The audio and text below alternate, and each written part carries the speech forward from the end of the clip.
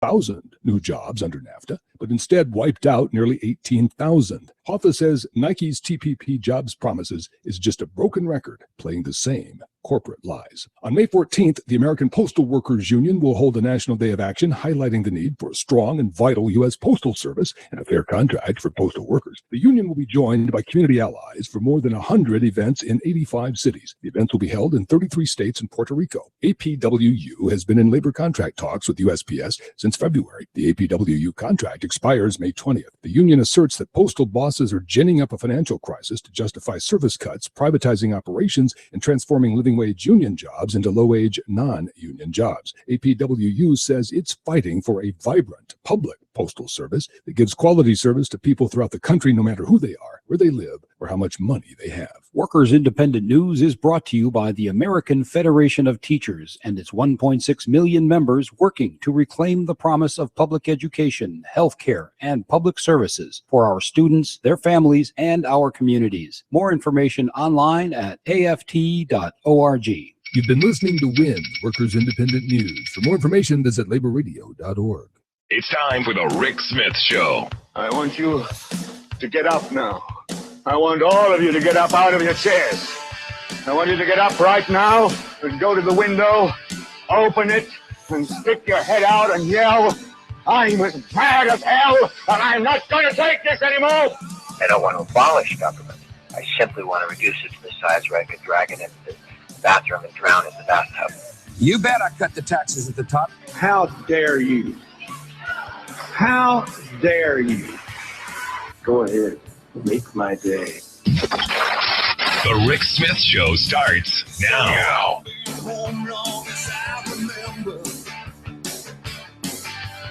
This town gonna be here long after I'm gone. East side, west side, people don't surrender. They've been down, but they still rock on. Oh, and this time is my time. All right, love or hate, it don't matter. So I'm gonna stand and fight. This time is my time. She got her ups and downs, but love or hate, it don't matter. 'Cause this is my time. And welcome, brothers, sisters, working class heroes. This is the Rick Smith Show. Thanks for being here today on the big program. Lots of things to get to, lots to talk about. Got a Delaware legislator talk about his opt-out bill. We're going to get to that. The pension scheme that the Republicans are trying to ram down our throat. Another little thing we're going to talk about, the No Rights at Work agenda, all that, so much more. Oh, can't wait. Big day today. And hey, today was the 10th annual My Gun. Yes, my gun. All I care about is my gun. Yeah, they showed up with their signs. And I got to be honest, loved the signs, especially the homemade ones. Unfortunately, this time, they must have had somebody spell checking as they were coming down. No, you go back in line. Go read. No misspellings. And good for them, I guess, this time. And lots of not being able to color in between the lines, but that's okay. I'm all right with the not coloring between the line thing. If you can't, you can't. You know, kindergarten was what it was. I know it was tough. But yeah, I mean, it was another one of these moments of people who are able to read half a sentence. And congratulations, half the sentence is a start. Maybe we could get through to the second half. The rhetoric, the nonsense from what I've heard is what you would expect. It's my God-given right. And as someone who has actually read the Bible, I don't actually remember anywhere in there about my right to an Uzi. I don't remember saying, and God bequeathed to you this AR-15 or this howitzer or the right to go deer hunting with an automatic weapon. I don't remember that in my Bible. Then again, it was the King James version. I'm sure, the Charlton Heston version, maybe a little change. After all, he was Moses. So because I really think, and that's very telling to me that they would have Moses leading the NRA for a while, or at least the guy who played him on TV. It's very telling to me. that, these folks take the gun in the same view as, some people take the religion. Very interesting to me. And I guess the other part of it is this fanaticism, this, I'm defending something, because the black guy in the White House is going to come and take my gun. Like we're seeing in Texas with all the idiocy going on around this Jade Helm 15, that, Obama's coming to take over. Just kind of nuts. And, a couple of the signs that I saw at the big rally, one of them said that, SSRIs are the reason that we have all of these mass shootings. That's the real killer. It's the SSRIs. And I got to be honest, I didn't really know what an SSRI is. Because in the big sign on a cardboard thing, it says SSRIs linked to 99% of all mass shootings. And for some reason, all an MA, SS, all the MA is really big, bold, SS, not so much. I'm not sure what the significance, maybe they'll explain it. But to all mass shootings, these SSRIs are linked. And I had to actually go look what an SSRI was. And evidently, it's a selective serotonin reuptake inhibitor. I guess it's medication that they use. It's like the Zoloft, the Paxil, all the stuff for antidepressant.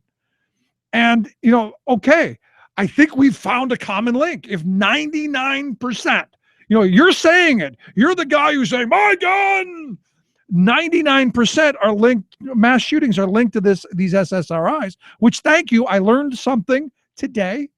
And, I like it when crazy people come out and I actually learn something. 99% are linked to these SSRIs, according to the guy with the cardboard sign and the bad Sharpie.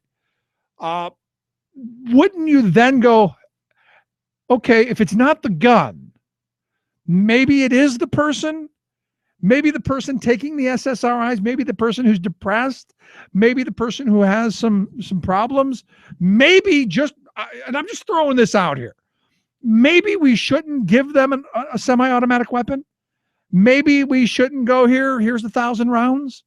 Maybe we shouldn't go pack heat and go into a school. Maybe just a thought. Maybe I don't want them walking up and down the streets carrying a gun to where if you looked at me cross, just a thought. I'm just kind of thinking out loud here. Because, yesterday we talked about the George Zimmerman thing. And what we found out from, Orlando, Florida, where I've taken my kids to go to the Disney place, you've got these two idiots, George Zimmerman and this other guy, Apperson, who evidently Apperson shot at him or in the past. And I'm going, wait a second, back in September, these two idiots were involved in a road rage incident. And the guy, really? So here we are again, and you go, excuse me, am I missing something? Which I got a great idea. You've got these gun nuts, you've got these road rage idiots, you've got these amosexuals, if you will. We should put them together. We should couple them up like we used to do in the old days. I'm in favor of legislation, and I'm saying it right here, right now, bring back duels. I would love to see these two idiots go 20 paces out, bang, shoot each other, both of them gone. That's, I guess, in the past, how we used to thin the herd. Because at some point, we have to thin the herd? Don't we have to get the crazies and these folks who can't live among the rest of us in a semi-sane way? Isn't there a way to get rid of them? Now, what's interesting to me is this is the second road rage incident between these two idiots. And both of them had guns. Now, here's my other problem with this. You got these two idiots who are going at it. When I see a road rage incident, the worst thing that I want to see is somebody flipping each other off. I'm okay with that. That's a good gesture. You go, you know what? And you feel bad for a second, you move on. Two idiots shooting at each other, they rarely ever hit each other. And you know who they might end up hitting? You, me, innocent bystanders are going, wait a second, I was just trying to get to work. I was having a bad enough day anyway, and now this. I mean, really, at some point, It's all fine, well, and good to say, I have a constitutional right to defend my home, and I agree. I have a constitutional right to defend myself. I agree.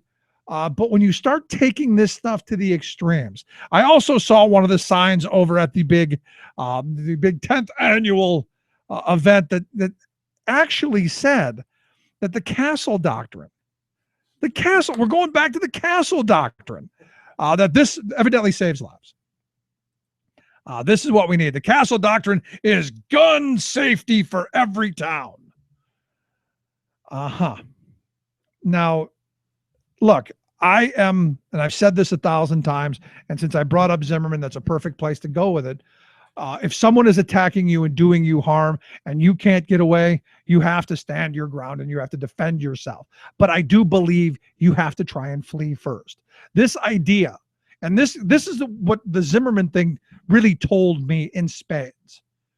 If I decide that Sean is giving me a hard time, or I just don't like the t-shirt because he's wearing an Eagles shirt today. So let's say I don't like the Eagles and I don't like Sean. So I go up to Sean, I go into his face and I start really poking him and busting his shoes about the Eagles.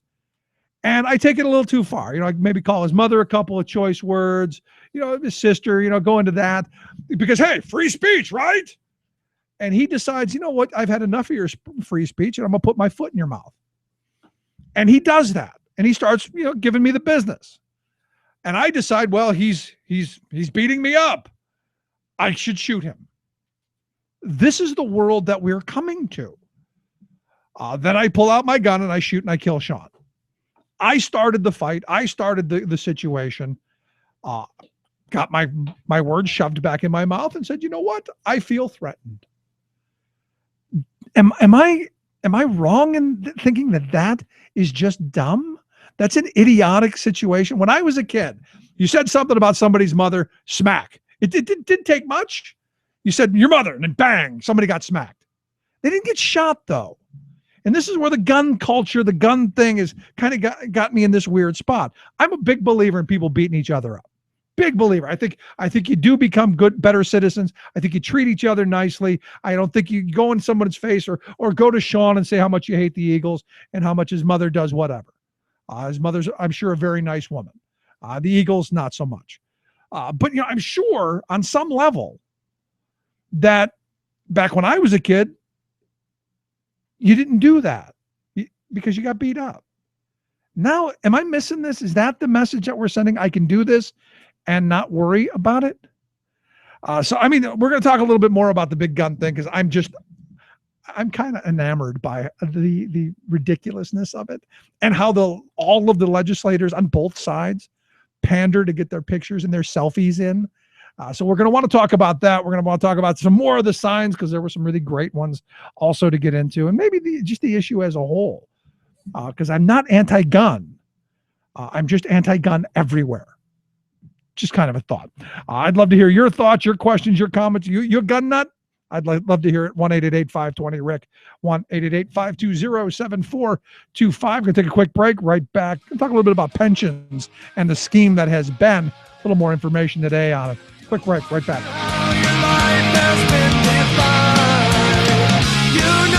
Eternity can't ever change your mind.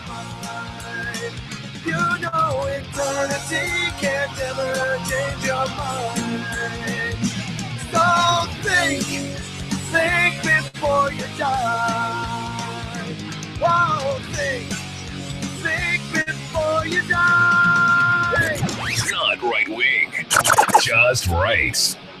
The Rick Smith Show. I'm Rick Smith, and this is Labor History in 2. On this day in labor history, the year was 1968. It was Mother's Day. Coretta Scott King, the widow of Dr. Martin Luther King Jr., led a group of thousands of women in a demonstration in Washington, D.C. Her husband had been assassinated just a little over a month before. Coretta Scott King and the women were the first wave of a demonstration known as the Poor People's Campaign. One of the women in attendance was Ethel Kennedy, wife of Robert Kennedy. Dr. King had announced the Poor People's Campaign the previous October. He called for an economic Bill of Rights and a demonstration in Washington, D.C. There were 5 planks to the plan. They included a meaningful job at a living wage and a secure and adequate income. The other 3 were access to land, capital, and a role for ordinary people in their government. An assassin's bullet cut short this new effort by Dr. King, and so his wife and longtime fellow civil rights organizer Ralph Abernathy took up the cause. The campaign was led by the Southern Christian Leadership Conference. After the Mother's Day demonstration, the SCLC established a tent city on the Mall in Washington, D.C. They dubbed the demonstration Resurrection City. For weeks, the demonstrators lived in tents and shacks to bring attention to the plight of the nation's poor. Then, on June 6th, presidential candidate Bobby Kennedy was assassinated. His funeral procession passed by the Resurrection City because of his respect for the campaign. Finally, on June 24th, the Department of the Interior closed down the demonstration, citing an expired permit. The demonstration did, however, win some small victories, including the promise of more federal jobs for the poor. Labor History in 2 brought to you by the Illinois Labor History Society and The Rick Smith Show. For more information, go to laborhistoryin2.com, like us on Facebook, and follow us on the Twitters at Labor History in 2.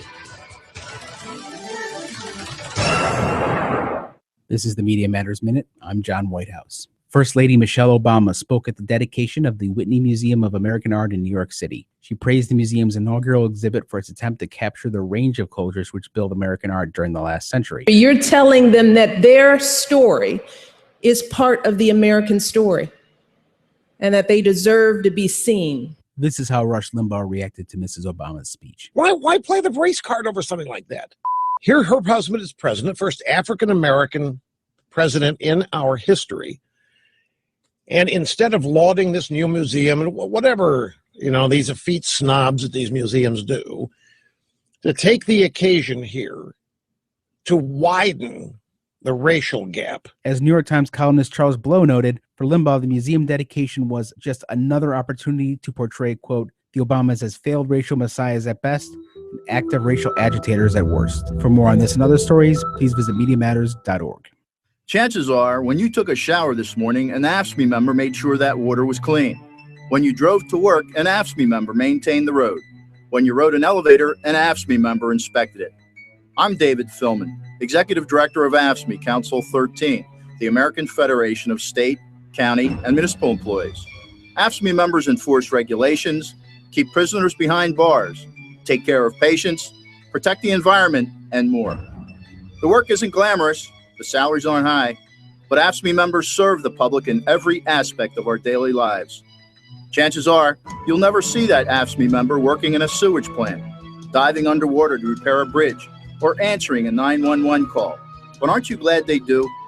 For more information, visit AFSCME13.org. We are AFSCME.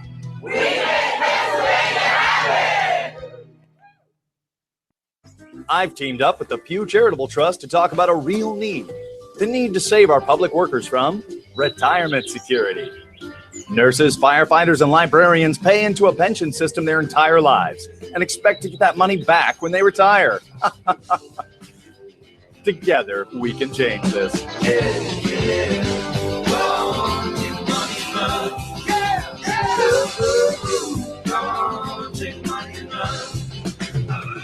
Yeah, we can change that. We just steal the pensions. And that is the goal, isn't it? I mean, at the end of the more I'm reading about this, the more I'm seeing across the country, the answer is not, hey, how do we make sure that we secure up that retirement security? How do we shore that up? How do we get more money into it? It just seems to me it's about ripping it off. Just really very bizarre and I guess predictable. I would argue this is another one of those crises that we've created with our political entities deciding that, hey, tax breaks for big companies and tax breaks for the very wealthy, much more important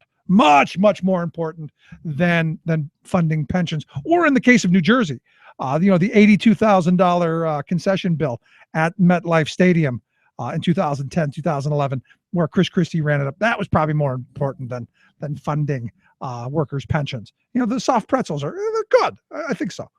Anyway, here to talk about our latest pension scheme here in Pennsylvania. The one that they dropped at 4:30 on Friday before Mother's Day? Yeah, everybody read it. Yeah, bet on that.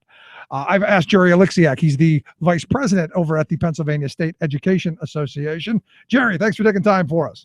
Thank you, Rick. It's always a pleasure to talk to you. I love that little commercial thing you ran. It's exactly what's happening. Yeah, I mean, and sadly, it's not just here in Pennsylvania. This is something that's going on all across the country. And the guy that they were mocking, one of the billionaires who's funded a whole bunch of money into attacking public sector worker pensions. Right, through the Pew Foundation, John Arnold. Yeah, it's we are targets, as we have been, and you're right. These are political choices that have been made. If people want to give tax breaks to corporations and come after teachers and nurses and firefighters and police, then it's up to us to say no. So let's talk about this. I'm sure you've read. I'm sure before Mother's Day came, you read every page of the 410 pages that the Republicans. We spent Mother's Day reading it to my wife and my daughter and my granddaughter. Yes, we instead of flowers, perused all 400 plus pages on Mother's Day. Instead of flowers, and that you gave her the bill, right? Right. Yeah, exactly. and I got to tell you, the position I took Friday and I took again yesterday is, the party of family values are the ones who keep telling us that they love families and they love family values. This is not surprising to me. No, they can say whatever they want, but their actions speak obviously much louder than words. Yeah, this was introduced at 4:30 on Friday, just this afternoon, within the past hour or so. It was voted out of the Appropriations Committee along a strict party line vote. So. Who's had time to read 400 pages over holiday weekend? And their own independent PERC, the Public Employee Retirement Commission, basically has said we haven't had time to read it. We don't know that the numbers are working. That was what happened yesterday, and today they voted out of appropriations.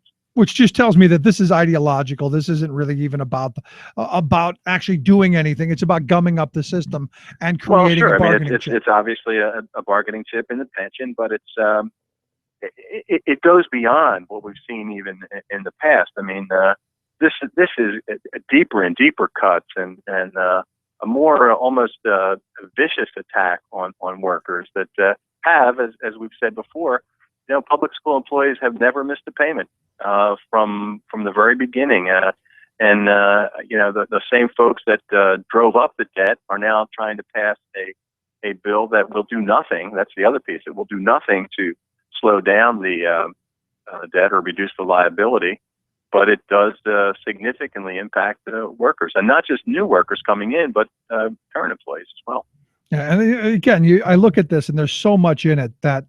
I don't know how you digest 410 pages of not just, light reading. You can read, a novel and you can retain some of it. This is hard reading. This is, legalese on the next level that, teams of lawyers crafted and put together, folks at ALEC and the like.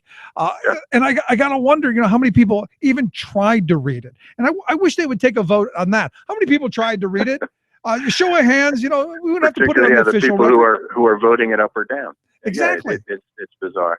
Well, there are a couple of big things that jump out. Everyone will go into all new folks will go into a 401k plan. Current people, if they want to keep their current benefits, will have to pay more. You put people into a 401k, defined contribution, it's going to starve the system. It just will not. It will not work. And again, it does nothing to pay down the debt. It really is. It's as ideologically driven as it could be. But in going to this defined contribution thing, the thing I tell everybody is, look how wonderful it worked out for the rest of us. Oh yeah. I mean, look, the average 401k. I read something not too long ago. The average 401k in the country is about $18,000. Mm-hmm. Who retires on $18,000? Right, and that it is not about the retirement security of middle class folks is not even a consideration in this bill. It really is another attack, and it's almost there's a sense of desperation that we have to get this done in this budget, or it will never happen. They couldn't get it done when they had a governor and a House and a Senate all of the same party. I don't see how they think they're going to get it done now, but it is frustrating to have to focus on this instead of things like, a real budget that will help families and will help schools and will help our infrastructure and that will put people back to work. That's the real issue instead of instead of this nonsense that we're dealing with. So the question I have then, is this where Harrisburg has learned Washington-style tactics, where they throw something out simply to gum up the system, so it takes all the oxygen out of the air, so that we're not talking about education funding, we're not talking about getting health care to folks, we're not talking about our infrastructure or any of the other really very important issues that folks are really concerned about? I think it really has become that, particularly with we have a new governor, Governor Wolf of the other party, and before they just couldn't get the people in power couldn't get their act together among themselves, and now they can. It's a lot easier to just say no or to try to be an obstructionist or to be an obstructionist to the current governor than it is to offer real solutions. This is clearly not a real solution. If this were to pass today, as is, it would cost the taxpayers money. So not only are the party of family values, the party of fiscal responsibility is trying to push through an untested, unread in many cases, piece of legislation of dubious constitutionality that's going to cost the taxpayers money. It's almost silly in a sense that we have to spend time dealing with this. So, in looking at this, I'm constantly told there's a big problem. It's the crisis, the sky's falling, all of that stuff. I guess the first question I always ask is the sky falling?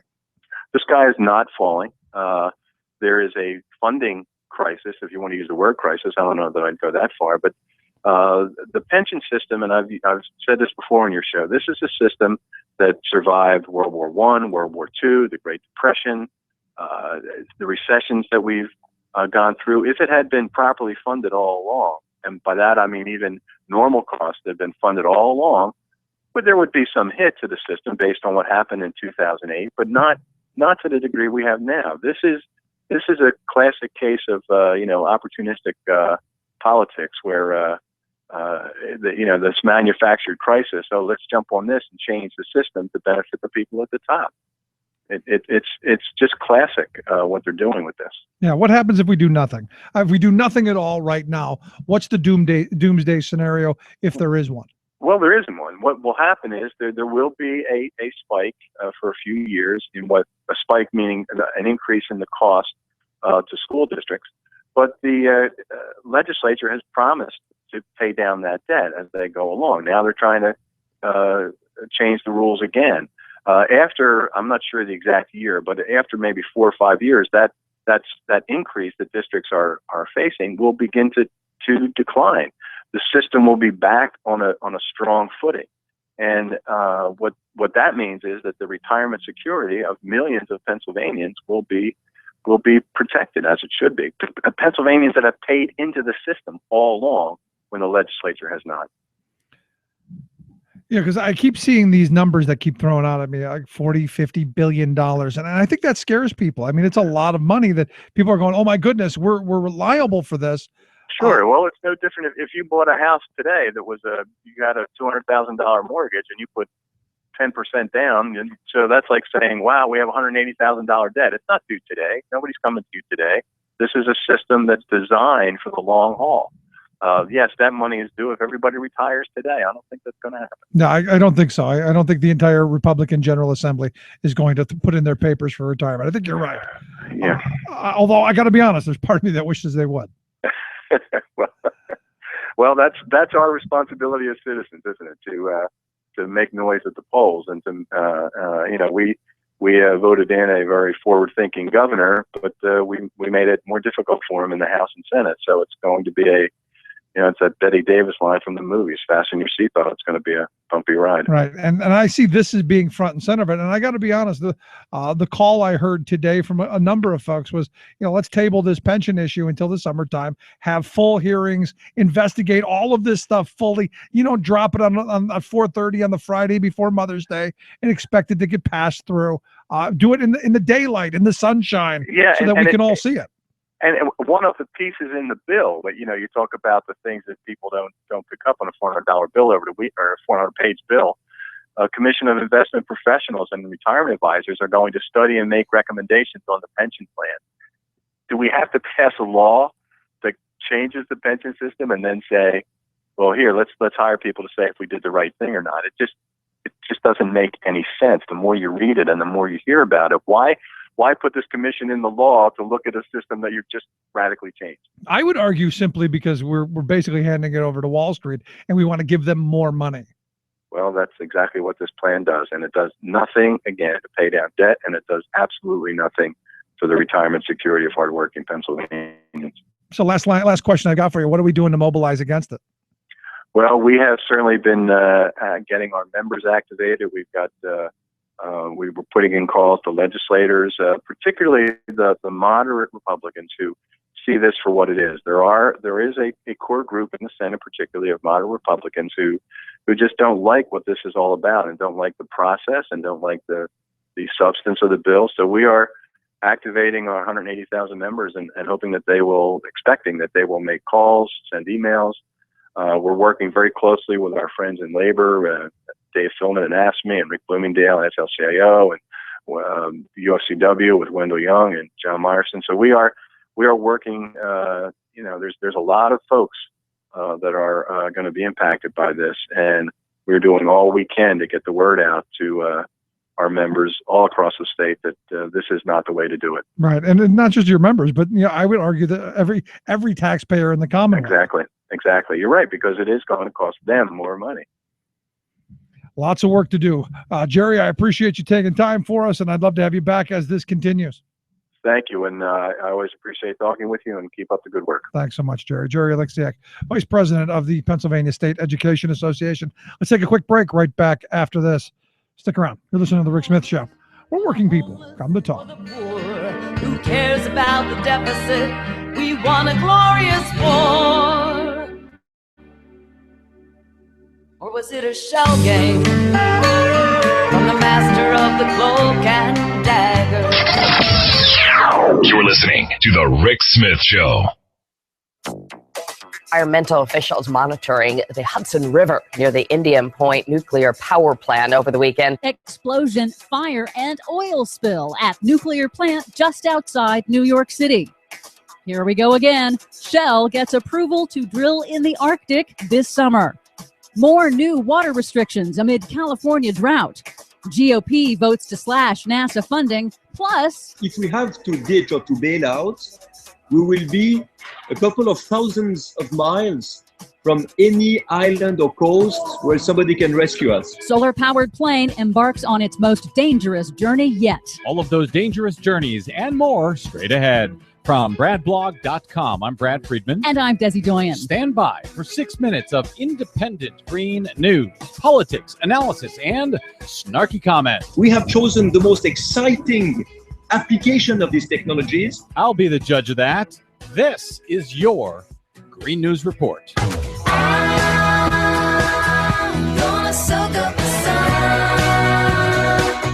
Okay, Desi Doyen, to add fossil fuel insult to nuclear injury, we have both a fire and an oil leak at a nuclear plant in New York. Yeah, it's a real double whammy. Indian Point Nuclear Power Plant, 25 miles north of New York City, remains offline after an electrical transformer caught fire and exploded at the facility on Saturday. City, state, and plant officials all say the public was never in any danger. All safety and emergency systems worked as designed, and the affected reactor remains shut down while the cause is investigated. However, New York Governor Andrew Cuomo said the transformer accident also spilled at least 15,000 gallons of transformer fluids and special firefighting foam into the Hudson River. Fantastic. Now we're worried about that leaking into the Hudson River, and the plant obviously abuts the Hudson River, so that would be a problem. Oh, do you think? Governor Cuomo went on to say that the oily fluid in the fire-suppressing foam does not harm the environment, but in Monday's broadcast, Energy Director of PublicCitizen.org, Tyson Slocum, suggested otherwise.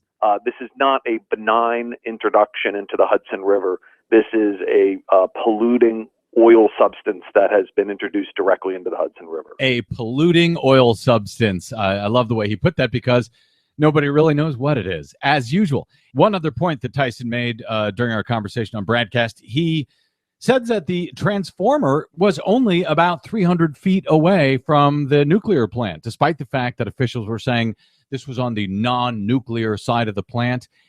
This fire, this explosion, was a football field away from 2 nuclear reactors. Yes, it's hardly encouraging. Neither is the fact that this nuclear plant is just 30 minutes from New York City and 20 million people in the New York metropolitan area. Meanwhile, the Obama administration on Monday gave conditional approval to allow oil giant Shell to start drilling for oil and gas in the Arctic Ocean this summer. It's a huge victory for Shell and the rest of the petroleum industry. If not for the wildlife in the Arctic, but press on. And the approval comes in spite of Shell Oil's tragic comedy of errors in its first botched attempt in the Arctic in 2012, and in spite of the fact that the rig's anti-pollution gear has already failed a Coast Guard inspection just last month. And Obama is allowing it anyway? Yeah. Fantastic. For the first time in state history, California's State Water Board has ordered a mandatory 25% cut in urban water use statewide after voluntary cuts in residential use amounted to less than half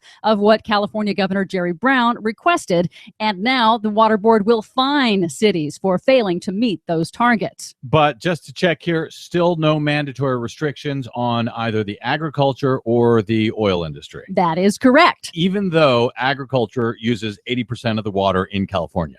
That is correct. Wonderful. Meanwhile, in the House of Representatives, Republicans have voted to gut funding for NASA's Earth Sciences Division. That's the division that studies how our planet and global weather systems actually function.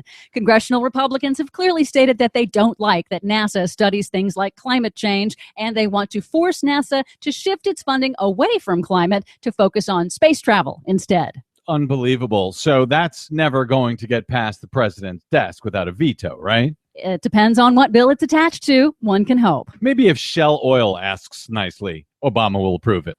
Finally, an update on the Solar Impulse 2, that 100% solar-powered airplane now making an historic first attempt to fly around the world. This week, weather permitting, the Solar Impulse 2 begins its longest and most dangerous leg, crossing the Pacific Ocean from China to Hawaii. That's 5 days and 5 nights of flying, powered only by sunlight. It is very dangerous, but for Swiss pilot Bertrand Piccard, the risk is worth it. We want people to understand through our adventure that we can achieve impossible things with renewable energies and clean technologies. Well, we hope they do achieve the impossible.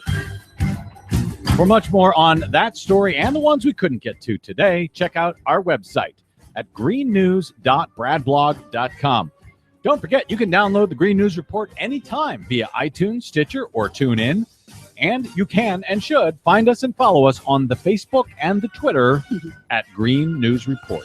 From bradblog.com, I'm Brad Friedman. And I'm Desi Doyen. And this has been your Green News Report.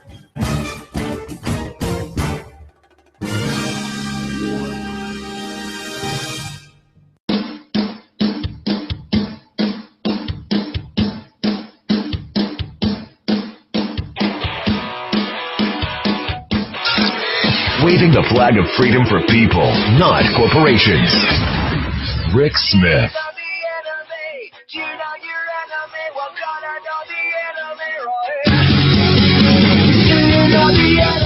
Welcome back to the Rick Smith Show. Check out the website, thericksmithshow.com. Dan sent me an email, said he was at the gun rally today. Found it very enlightening that there are crazy people among us with cardboard signs. And look, I like the cardboard signs. I like the homemade feel. I kind of enjoyed it. I like the pictures. The Castle Doctrine saves every town. Yeah, I mean the crazy was out today, but I was kind of let down. I was expecting more crazy to be undercrazed. Undercrazed. It was a little under crazy for my taste. My expectations were a little too high. Like years past, you had people out there with their rifles strapped to their back, and I saw a couple handguns on people's belts. Our guns today, the Bible tomorrow. Yeah, and that was pretty much it. Your usual right wing talking points about Bill Clinton, and I was the only person to sue Bill Clinton that wasn't over a sexual manner and still survive. They still using that. They're still using that. I mean, come on. I mean, it's 10 years, 15 years down the road. Clinton's been long gone. Yeah, we're still using these excuses. All right. The thing that I found interesting, and I don't know if you had a chance to talk to some of them, but the one guy with the big sign, Second Amendment, my God, given right in black and white. Where did God say you shall? Is that where is that on the other half of the 10 commandments that maybe got lost? Did Moses drop them on the way down from the burning bush? Did I miss something? Is there an 11th commandment? Thou shalt have gotten? No, I don't think so. I never remember seeing that in the Bible. Or is it in black and white? I'm missing the black and white part. Yeah, I don't know where that's coming Okay, from. I'm just curious. I saw the sign and I'm just like, okay. But the SSRI thing is an interesting little thing. I honestly didn't know. I didn't. So when I saw the sign, I went and I looked it up. What is an SSRI? I thought it was a new kind of assault weapon. No, it's an antidepressant. And it's fairly interesting to me that they're saying 99% of this stuff is drug related, that, people who take these guns, 99% of the people who have committed these crimes are on these drugs. Wouldn't you think that maybe we would these look people at, are crazy and they shouldn't be getting guns in the first place? I don't want to. Or mentally unstable. Yeah. And they shouldn't be able to get guns in the first place. Exactly. And here we go. Well, while you mentioned that, Camera Bartolotta was there today, and she was talking about her bill that would get rid of the state background check system. Oh yeah, why would we want to do that? Which, I mean, is more comprehensive than the federal one. And one of the things, there's nothing about being mentally unstable or people who have psychological disorders on there, but that might fall under the purview of the state. And one of the things that her bill would do would be easier for you to straw purchase a gun for someone. So if you can't get a gun, you get one of your friends to get it for you, and then they give you the gun. That's a straw purchase, right? And that would be legal under here.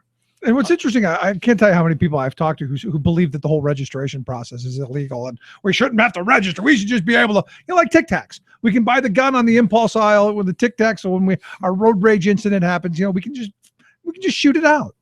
Yeah. Like George Zimmerman. Exactly. I mean, I don't know how you get into the same shooting accident with the same guy.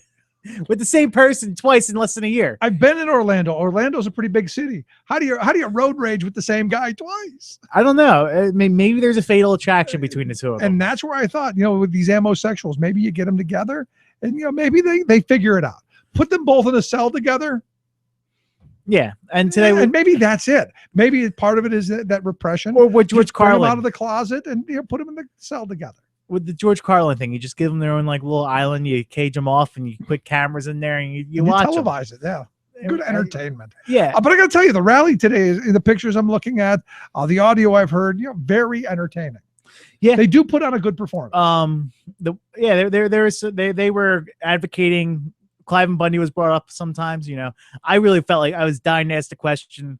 Since they were talking about Clive and Bundy and those oppressive governments, what would their opinions would have been if in Ferguson, where there's like 20,000 tickets written for 5,000 people, and they took their gun, they went out in the streets with their rifles and their handguns, and they forcefully took over these police institutions. I wonder how they would accept that. Would they want that? I mean, or in Baltimore, would they appreciate that?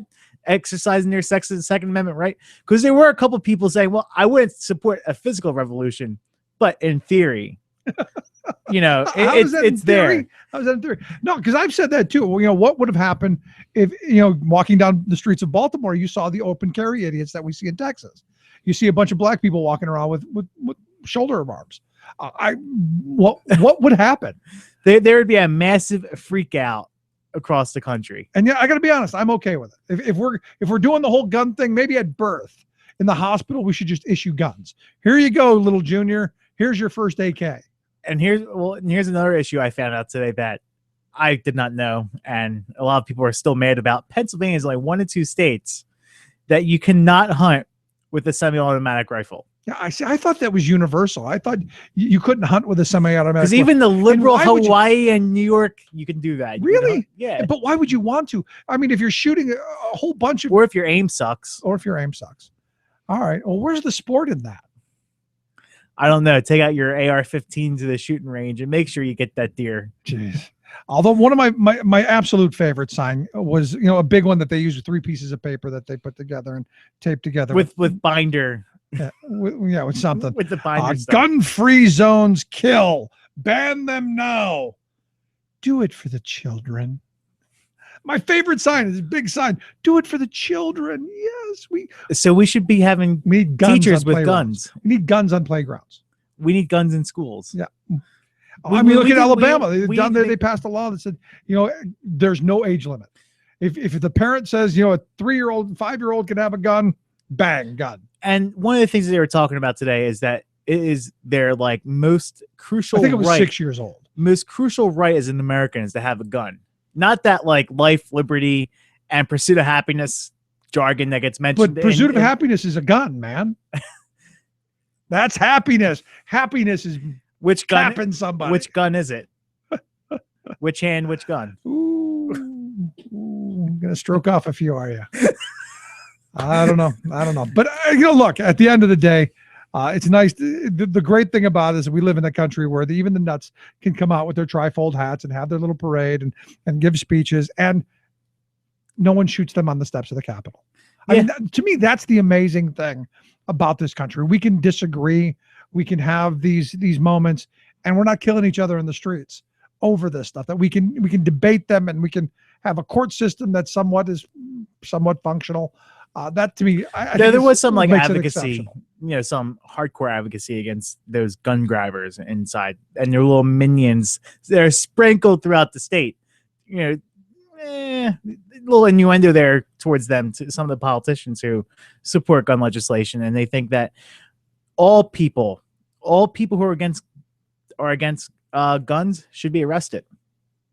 And that was actually said a couple times there by some of the people in the crowd. So much for that freedom of speech thing. Yeah, no, because the Harrisburg is suing with the preemption law, right? And they're actually advocating for those people to be locked up and thrown in prison for suing against that law. All right, that was with Corbett on the way out the door within his last 2 weeks as a lame duck governor, and allows you to sue whoever you want in the state, any township or municipality, for their gun laws.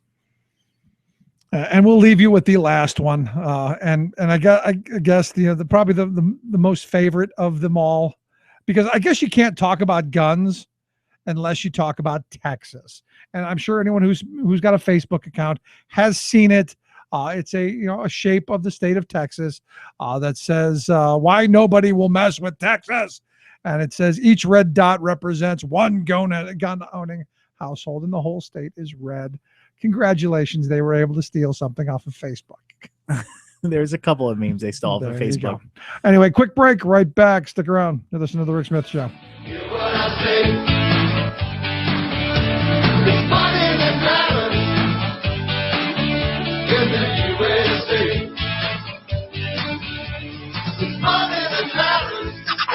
You're listening to The Rick Smith Show, where working people come to talk. You can buy rolls of Forever stamps from your local post office, protecting you from future price increases. But we, the people, now need to put a Forever stamp on the post office itself. A cabal of corporate predators, congressional anti-government ideologues, and pusillanimous postal officials are dismantling this invaluable public service piece by piece, an agency that literally has delivered for America from the very start of our country. Yet, in the name of saving the U.S. Postal Service, they've been gutting its services, intentionally driving away business. Having fewer customers will give the cabal an excuse to make more cuts, and ultimately to kill it as a public entity. This is like a boss telling workers the beatings will continue until morale improves. Post office workers, letter carriers, and mail handlers are tired of the beatings, so they've launched a nationwide campaign with dozens of other grassroots organizations to rally public support to save our public postal service by revitalizing and expanding the services that this venerable American institution can and should provide. Under the uplifting banner of I Stand with Postal Workers, the American Postal Workers Union is coordinating a National Day of Action this Thursday, May 14th. Some 70 public demonstrations and rallies will take place Thursday at post offices in 30 states, from Alaska to Florida, Maine to California. To join this spirited stand for restoring the common good in America, you can find the exact location, time, and contact number for each local event at www.apwu.org. This is Jim Hightower saying, join me this Thursday in standing with postal workers for the benefit of all the people. Each of us can be a symbolic forever stamp to protect our public post offices from the privatizers. To join us, go to apwu.org. What do the corporate powers from Wall Street to Walmart have in common? They hate the Hightower Lowdown. You can see why at www.hightowerlowdown.org.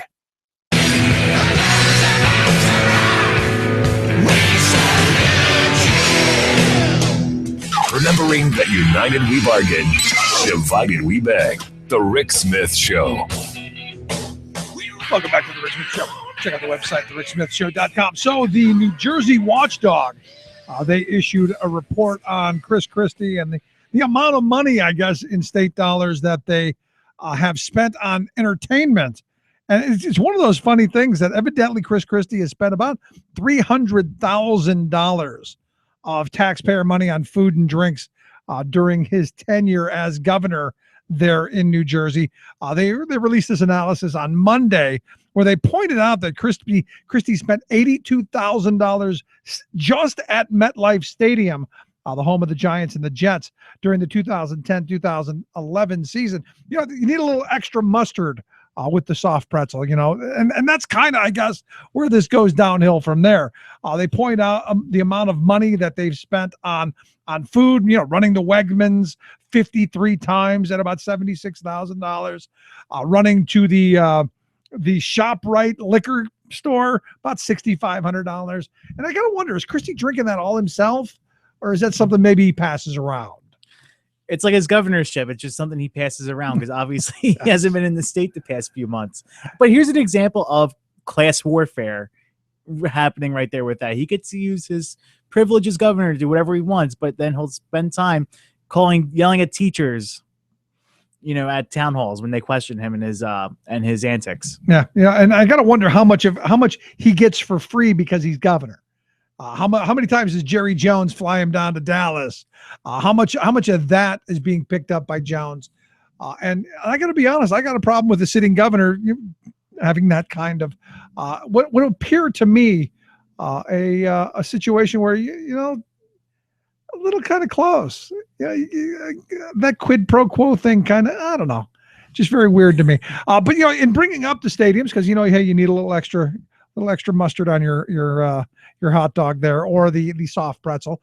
I saw something today that the Business Insider pointed out that I'm just, I'm flustered over.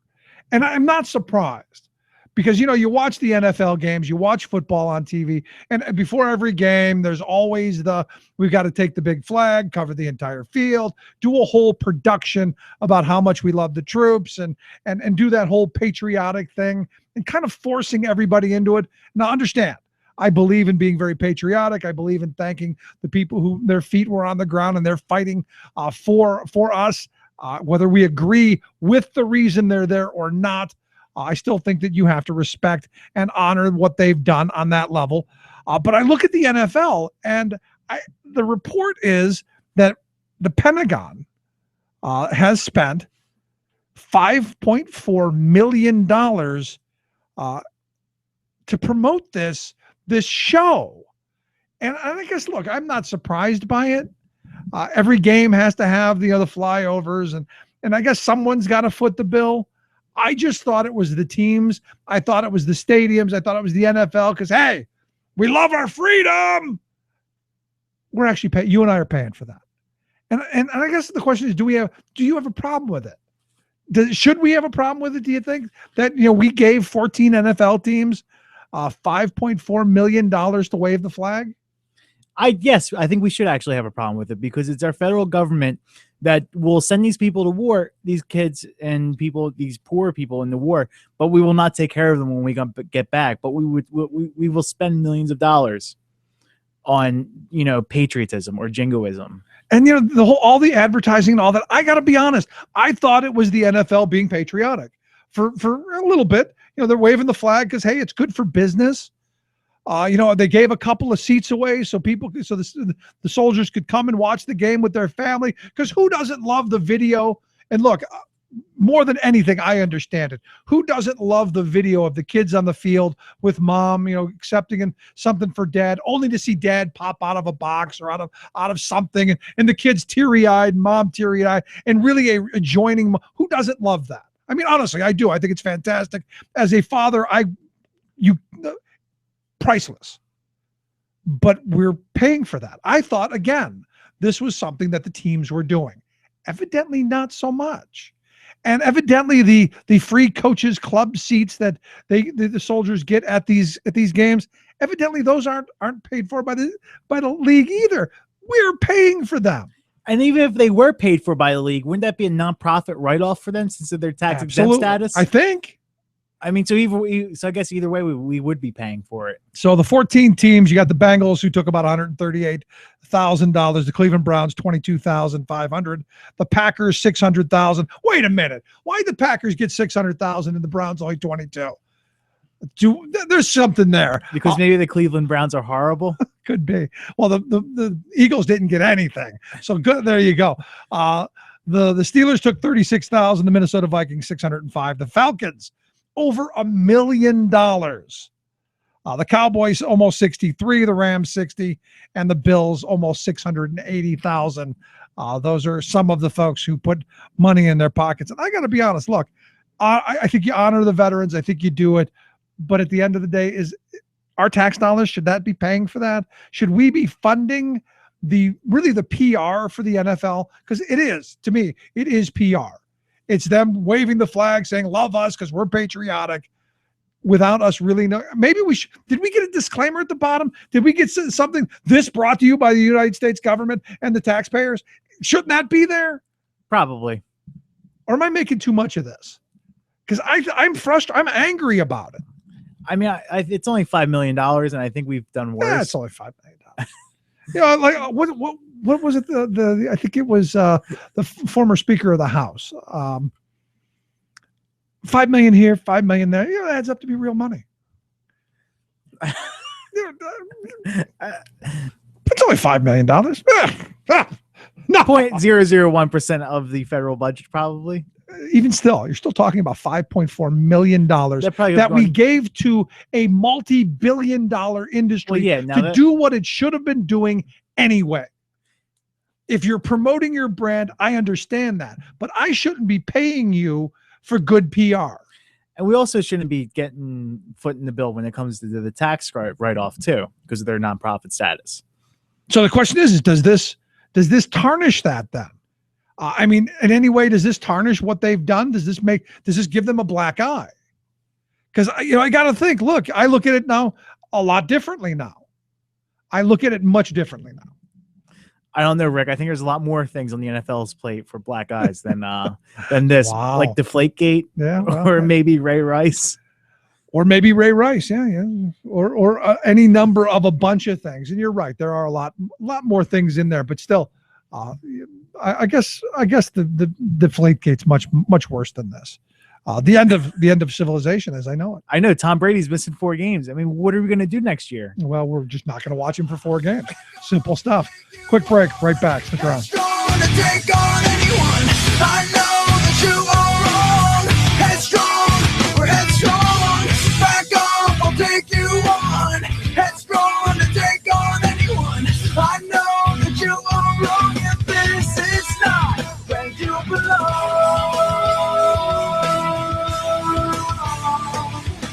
I won't give everything away. You're listening to The Rick Smith Show. For more information, go to thericksmithshow.com. If you've missed any portion of the program, you can download the podcast at thericksmithshow.com. You're listening to WIN, Workers Independent News, a production of Diversified Media Enterprises. I'm Doug Cunningham. With a U.S. Senate vote on TPP Fast Track Authority expected this week, Senator Elizabeth Warren is arguably the strongest opponent of allowing Fast Track Authority for that trade agreement being negotiated in secret. Warren says based on what is known from leaks about the TPP, the agreement potentially threatens U.S. sovereignty as well as U.S. labor rights. courts. Take the provision known as ISDS. Warren says it sets up international corporate courts, allowing corporations to challenge U.S. public policy and win economic penalty judgments against U.S. taxpayers without ever setting foot in an American courtroom. And she says that same provision gives corporations special status while denying that status to unions, allowing the corporations to challenge things like U.S. minimum wage requirements. If a Vietnamese company with American operations wants to challenge an increase in the U.S. minimum wage, it can use ISDS. But if an American labor union believes the Vietnamese companies are paying slave labor wages in violation of trade commitments, the union has to try to wind itself through the Vietnamese courts.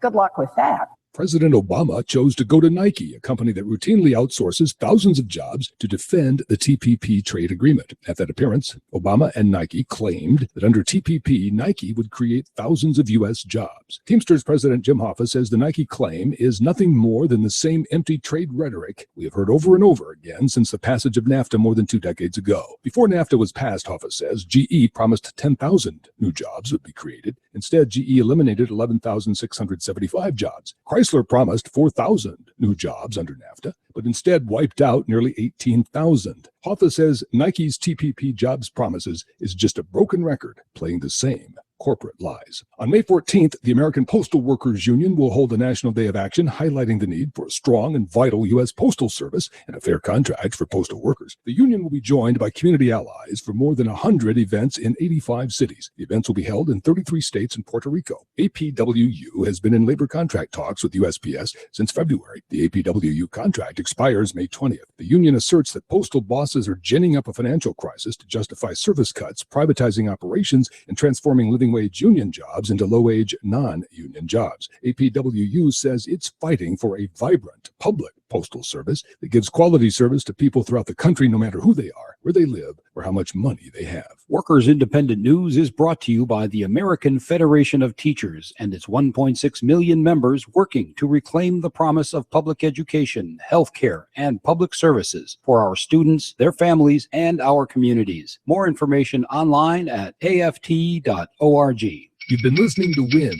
Workers Independent News. For more information, visit laborradio.org. I will oppose the Colombia Free Trade Agreement. Now it's time to clear the way for a series of trade agreements. You can trust me. From the Monongahela Valley to the Mesabi Iron Range, the coal mines of Appalachia, the story's always the same. 700 tons of metal a day. Now, sir, you tell me the world's changed. Once I made you rich enough to forget my name. Been young as 10. Welcome back to the Rick Smith Show. Check out the website, thericksmithshow.com. So good news this afternoon. Looks like the fast track authority for the TPP kind of hit a bump. Oops. And I got to think the thing in Oregon, actually going to the scene of the crime and saying we need more, I got to think that didn't help. Anyway, here to talk a little bit about what I'm calling a victory, even if it is a small victory. This is a victory. I've asked Dave Johnson. He's a senior fellow over at the Campaign for America's Future, ourfuture.org, the website. Dave, thanks for taking time for us. Hey, thanks for having me on. Yeah, we won a battle. We haven't won the war, but we won a big battle. No, this is huge because I got to be honest. I didn't think the fight I thought it would sail right through the Senate. I didn't think the fight would be here. This is really good news to me. Well, Republicans just couldn't take yes once again. What happened was that the fast track bill, the problem with the fast track bill is it doesn't include currency. Democrats wanted currency somewhere. They were supposed to get it in another bill, but they didn't get a promise on it. And then a few other things like that. I won't go into a lot of details, but we had a filibuster because they wanted currency. They wanted something called a customs bill. They wanted TAA, Trade Adjustment Assistance. Something else I forget, but the point being that Republicans couldn't take yes, so Democrats went ahead. I mean, we were going to have a filibuster anyway, but even Senator Wyden joined in the filibuster. Every Democrat but one stuck together, so we beat back fast track. Here's the idea was to get today's procedural vote over, they just assumed they were going to win that, and then go to the vote, and they assumed they would win that too, of course. And then with a victory, take that into the House with a victory, so that would intimidate a number of the Democrats who are trying to stop this steamroller, the train, the fast track train. It went off the rails. I guess every single thing I've read so far used that one. The fast track train went off the rails, but it did. So the momentum has shifted. That's what's going on. That's the big victory now, is the momentum shift. Do you think it has to do with the president really going on the attack against the Democrats, especially who have opposed him? And and I think the thing in Oregon at Nike couldn't have helped. Yeah, well, the going on the attack isn't what did it, but it certainly didn't help. But it showed that he really doesn't have a case to make, that he's got to come out and say those kind of things about his own Democrats. I mean, what in the world is going on? I don't know, but that didn't help. Going to Nike, kind of illustrated, wait a minute, because what happened was the whole Nike thing, people did research and said, now, wait a minute. They like to say, okay, well, Nike's promising 10,000 jobs. By the way, that's over 10 years. By the way, that's out of a workforce of 1 million out of the country, 10,000 jobs, so 1,000 jobs a year. I don't think 1,000 jobs a year is going to save the U.S. economy. I don't think so, especially when we're talking about losing millions of jobs with this bad trade. Well, that's what Nike people started digging into it and said, wait a minute, what about New Balance? Doesn't New Balance make stuff in the U.S.? Well, when they started digging into it, they found out that if TPP passes, then there's this tariff reduction from Vietnam and Malaysia, but especially Vietnam, and all of a sudden, New Balance is not competitive with their American manufacturing. They just can't do it because the wages in Vietnam are that low, and they're going to have to shut down their American manufacturing. They would have to. And that, it isn't just that New Balance is going to do it, but it's the thousands of smaller manufacturers in the United States. We're going to have to finally give up the ghost on making stuff in the United States. That's what Nike highlighted behind the scenes. Yeah. So, in looking at this, I was surprised that Ron Wyden came out and was on the right side on this, because I thought he was big on pushing it. This was about going after McConnell and the way the Republicans were handling this. Okay. It's going to come back in the Senate, but everybody's spirits are lifted now, and everybody's ready to renew the fight. So even though it's going to come back in the Senate, and even though Wyden and others will vote on the other side, the real key on this is the momentum. It's not going to take that momentum to the House, where the real fight's going to be. We all knew the real fight would be in the House, but we didn't know that we were going to go to the House with the momentum that they were trying to build up gone. Yeah. And that's a lot of what this means. I mean, sure, they'll come back. They got all the corporate money in the world on their side. All these great focus group tested phrases like, well, we have to engage with these other countries, as if we're not trading with them now. But anyway, yeah.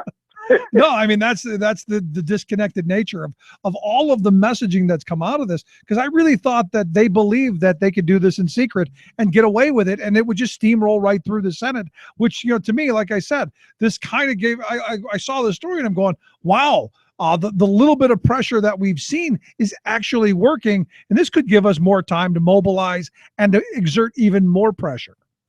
Now, get this, you're right.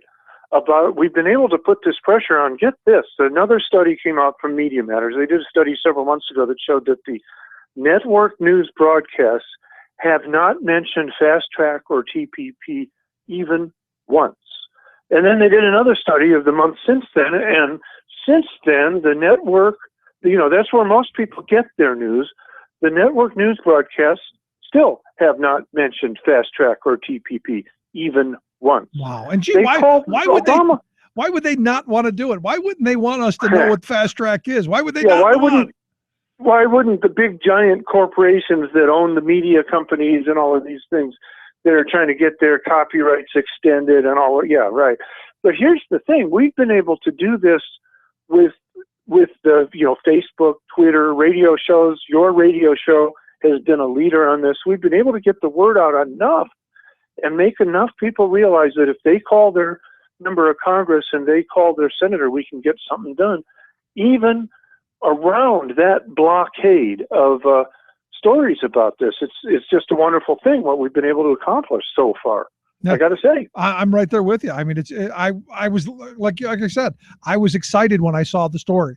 When the Hill broke it, I was like, this is great. Finally, there's something to build momentum behind after years of what appeared to be a fight in the woods that the mainstream corporate controlled media wasn't paying attention to. This is a victory that people could point to and say, this is what we've done, and hopefully move forward. Let me ask you, who was the one Democrat who voted for it? Cardin, I think, and I forget where he's from. Maryland, I think. Yeah, Ben Cardin from Maryland. I think. Interesting. All right. Interesting. Yeah. So let me ask you this. Now, procedurally, they're saying this is a procedural snafu because you'll notice that McConnell voted no, and that's this usual thing because that way he can bring up a motion to reconsider. It's called. No, right. So it's coming back. Oh, of course, it's coming back. After a while. But with these bills, and the one that gets me is the TAA, the Trade Adjustment Assistance, that the Republicans had balked at from the beginning.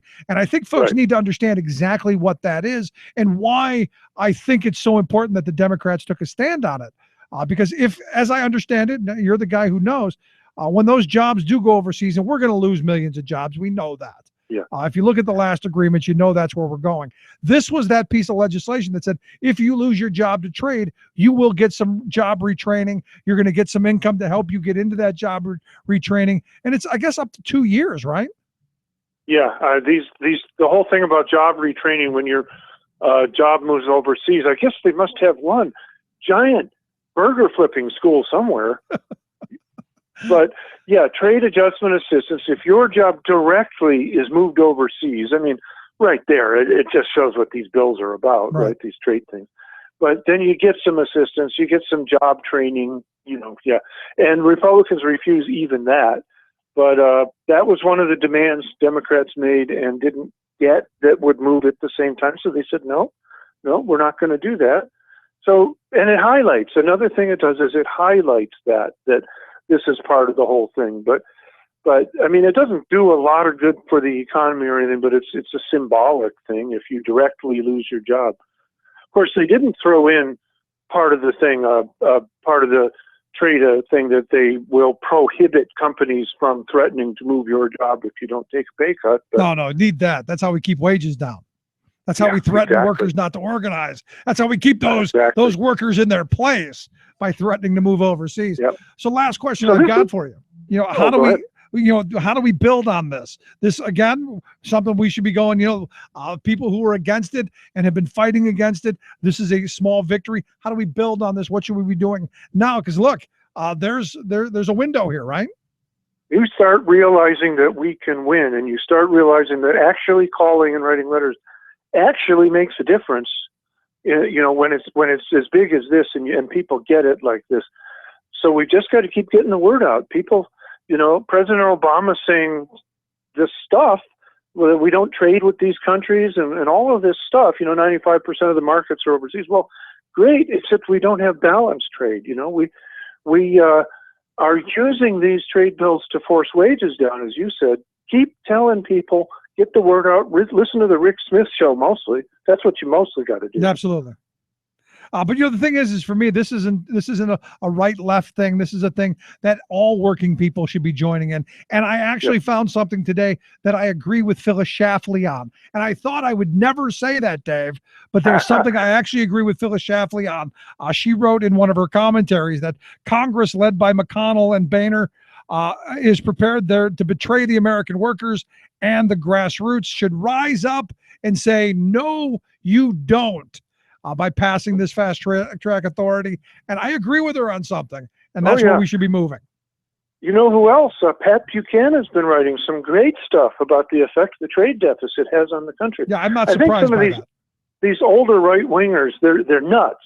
I mean, they're nuts, but they come from a different kind of a idea of what patriotism is than the younger conservatives have been trained to think by the corporations. They actually, in their hearts, they have these beliefs about doing things that are right for the country rather than right for the corporations, I think. So maybe that's where they're coming from. Dave Johnson, I appreciate you taking time for us and filling us in on what happened today in D.C. Thanks so much. I love being on, Rick. Thanks a lot. Thanks so much. Always great to have Dave Johnson on. Again, you can check out his work at ourfuture.org. We'll get a link at thericksmithshow.com how you get to Dave's stuff. Let's take a quick break. Right back after this. Stick around. You're listening to The Rick Smith Show. We're working people. Come to talk. It's kinda hard when everyone looks up to you. Try to make it look easy, gonna make it look good, like anybody would. I'm just your average, ordinary, everyday superhero, trying to save the world, but never really sure. I'm Rick Smith, and this is Labor History in 2. On this day in labor history, the year was 1968. It was Mother's Day.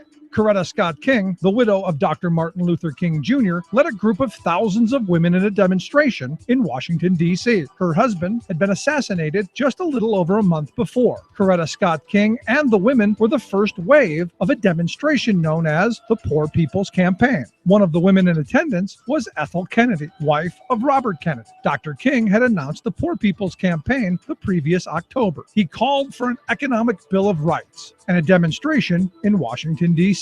There were 5 planks to the plan. They included a meaningful job at a living wage and a secure and adequate income. The other 3 were access to land, capital, and a role for ordinary people in their government. An assassin's bullet cut short this new effort by Dr. King, and so his wife and longtime fellow civil rights organizer Ralph Abernathy took up the cause. The campaign was led by the Southern Christian Leadership Conference. After the Mother's Day demonstration, the SCLC established a tent city on the Mall in Washington, D.C. They dubbed the demonstration Resurrection City. For weeks, the demonstrators lived in tents and shacks to bring attention to the plight of the nation's poor. Then, on June 6th, presidential candidate Bobby Kennedy was assassinated. His funeral procession passed by the Resurrection City because of his respect for the campaign. Finally, on June 24th, the Department of the Interior closed down the demonstration, citing an expired permit. The demonstration did, however, win some small victories, including the promise of more federal jobs for the poor. Labor History in 2 brought to you by the Illinois Labor History Society and The Rick Smith Show. For more information, go to laborhistoryin2.com, like us on Facebook, and follow us on the Twitters at Labor History in 2. Tales of American Political History with Clinton Porter Hackney. We've been covering the story of President Grover Cleveland's second term in the White House. Having lost the presidency to Benjamin Harrison in 1888, he fought hard to turn the tables on Harrison in 1892 and won. But Cleveland inherited the panic of 1893, the worst economic downturn in history until the Great Depression. He was also soon to face a personal conflict of interest. Perhaps his greatest political strength was his virtuous reputation. He believed in open government and honesty in politics. That reputation was a big factor in his reelection, along with his pro-business sound money platform during the time of a sinking economy. He had to look strong, sound strong, and be strong for the American people to have faith that they could return to better times. His administration's plan was to repeal the Sherman Silver Purchase Act. Join us again for the presidential illness that launched the cover-up. This is Clinton Porter Hackney at cphackney.com. Chances are, when you took a shower this morning, an AFSCME member made sure that water was clean. When you drove to work, an AFSCME member maintained the road. When you rode an elevator, an AFSCME member inspected it.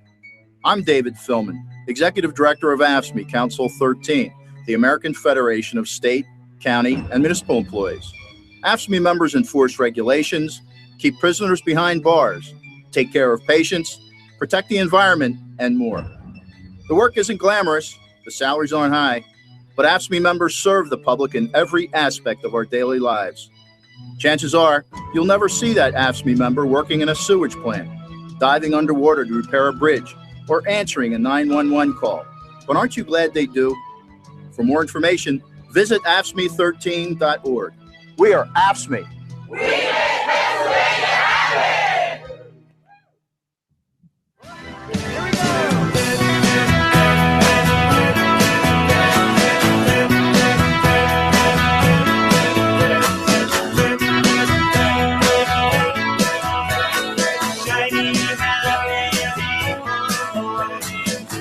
to be honest, there's got to be a lot of shiny, happy people over this, except for the president. The president can't be very thrilled by his own party handing him what looks to be a short-term defeat. And understand, this is another one of those procedural things. This is about the Republicans.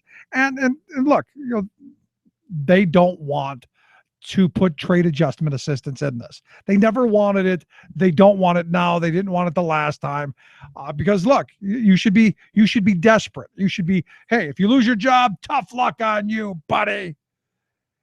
And for me, I think that's the least you can do. Just kind of a thought. The least you can do is say, if you lose your job because of our bad trade deals, maybe we should do something. But I look at this and not surprised that the Democrats, knowing that, stepped forward and said no. I am surprised that Ben Cardin, who I've had on this program a couple of times, that he would have done this. Now, for me, I think this trade deal, I think this is going to be huge come the next election. 2016 is going to be a big year for Democrats.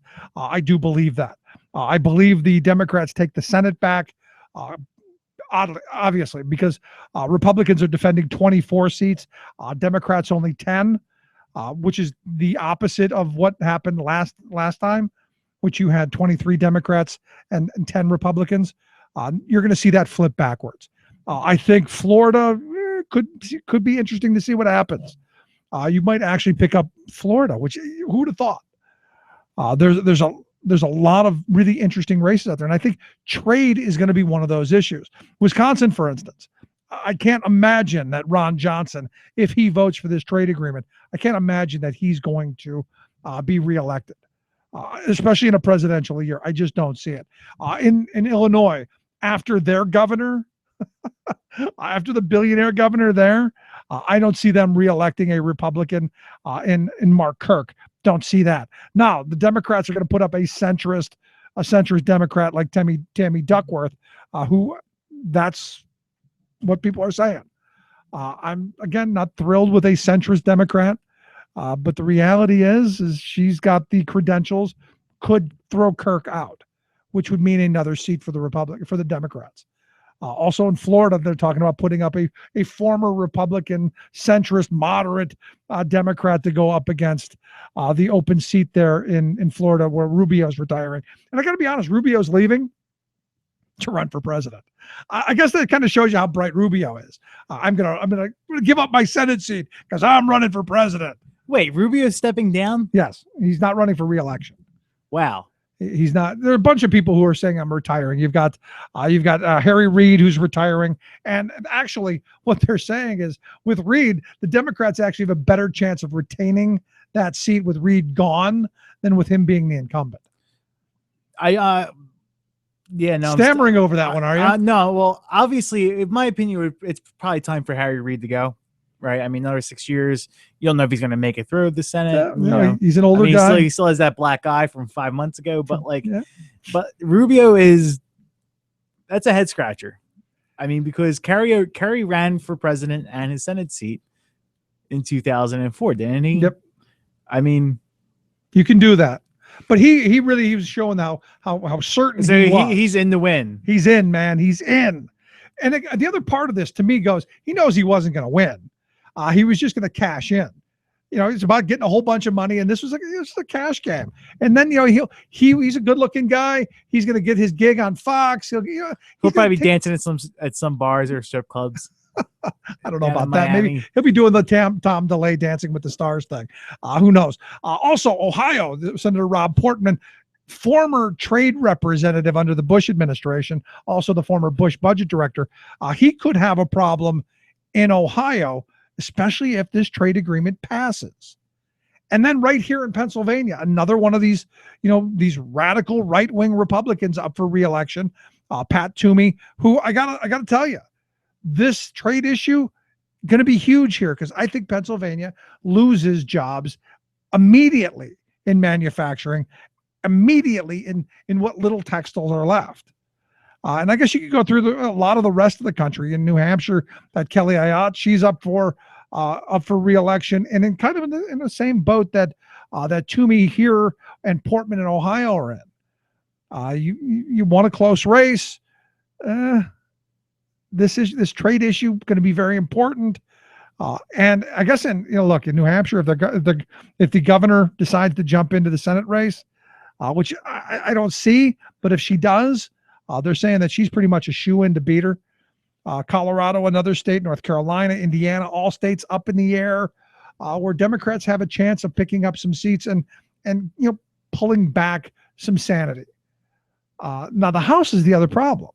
And I had this back and forth on the Twitters last night with some crazy person who's talking about gerrymandering. And look, what's happened to our country is the House has been taken over.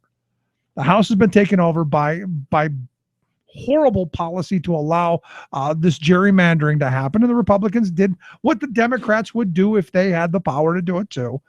They have gerrymandered the country in a way that they have the House.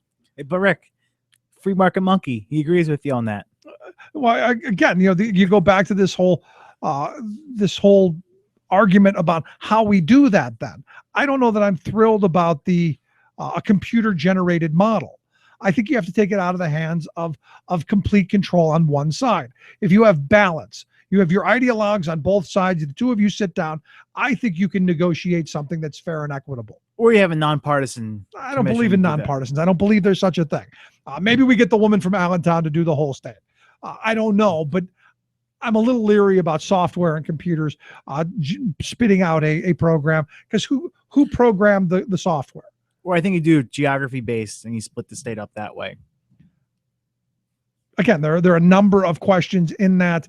I do know that the spider-looking districts and the Rorschach tests that have become many of the congressional districts, I have a problem with those. What happened to continuous and contiguous districts, compact? What happened to that language? To me, that's the issue there.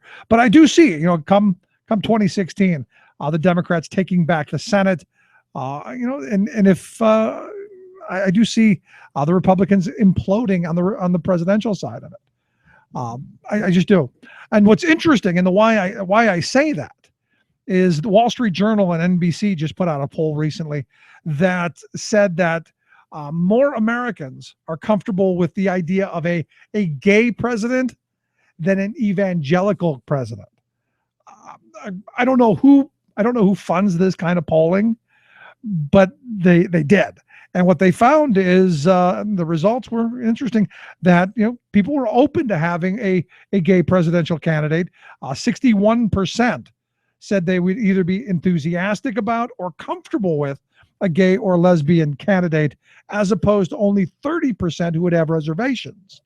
On the other side of this, the people who were saying that they would be enthusiastic or comfortable with an evangelical Christian president, 52% said they would be enthusiastic or comfortable. 44% said that they would disagree. And I think that speaks volumes. Very, very interesting little poll. Let's take a quick break. When we come back, we'll talk a little bit about right to work, the no rights at work agenda our Republican friends are pushing. What's it mean to you? What's it mean to me? What's it mean to the nation? Quick break, right back. We gotta do it today. No more madness than fuel. No more disarray. We gotta get over tonight. You're listening to The Rick Smith Show. Environmental officials monitoring the Hudson River near the Indian Point nuclear power plant over the weekend. Explosion, fire, and oil spill at nuclear plant just outside New York City. Here we go again. Shell gets approval to drill in the Arctic this summer. More new water restrictions amid California drought. GOP votes to slash NASA funding. Plus, if we have to ditch or to bail out, we will be a couple of thousands of miles from any island or coast where somebody can rescue us. Solar-powered plane embarks on its most dangerous journey yet. All of those dangerous journeys and more straight ahead. From BradBlog.com, I'm Brad Friedman. And I'm Desi Doyen. Stand by for 6 minutes of independent green news, politics, analysis, and snarky comments. We have chosen the most exciting application of these technologies. I'll be the judge of that. This is your Green News Report.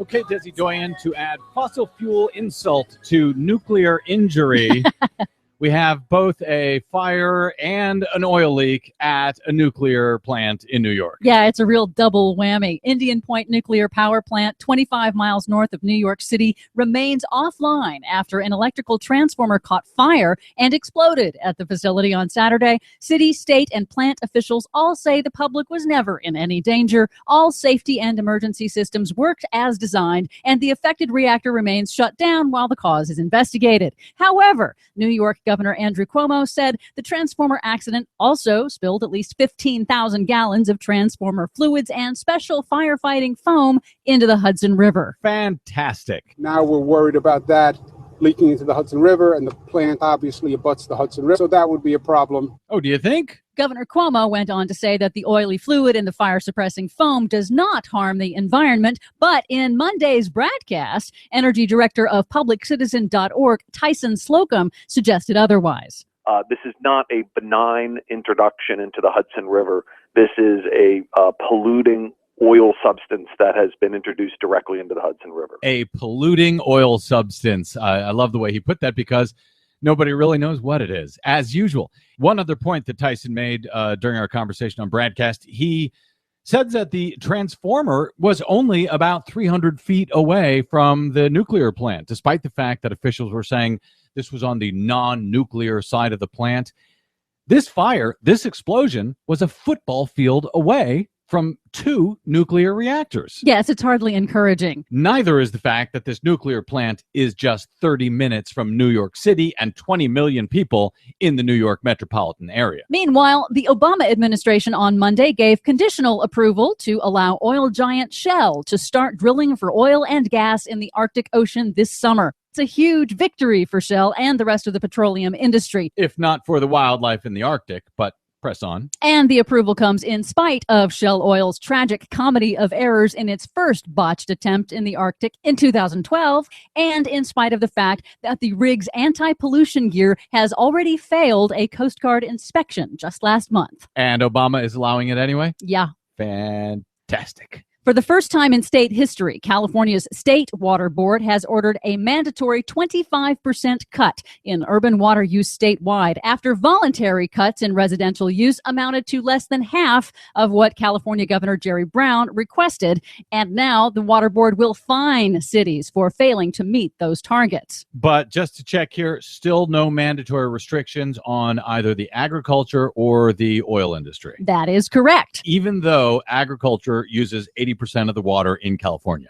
That is correct. Wonderful. Meanwhile, in the House of Representatives, Republicans have voted to gut funding for NASA's Earth Sciences Division. That's the division that studies how our planet and global weather systems actually function.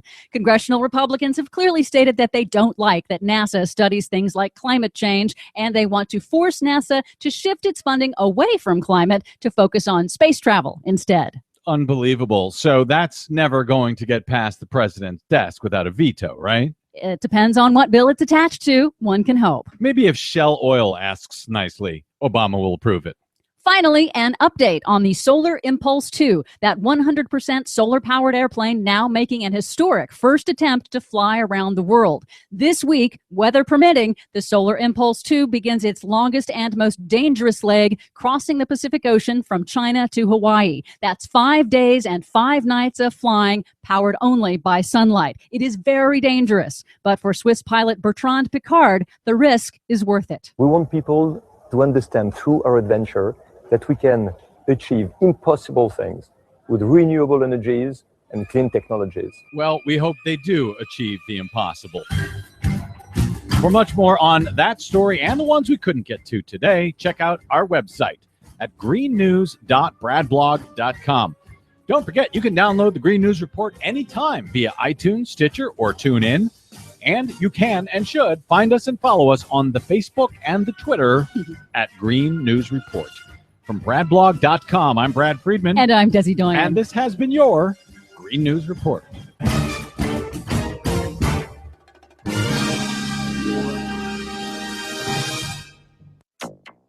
Environmental officials monitoring the Hudson. Volkswagen just invested in Tennessee in a right-to-work state at a low cost with less health care. Why should we prop others up when other companies can compete in this marketplace? It's time to let these people learn the lesson the hard way. Suddenly I see, this is what I want to be. Suddenly I see, why the hell it means so much to me. Suddenly I see, this is what Well, if you give him nothing, give Congressman Zach Wamp a little bit of credit for being honest, right?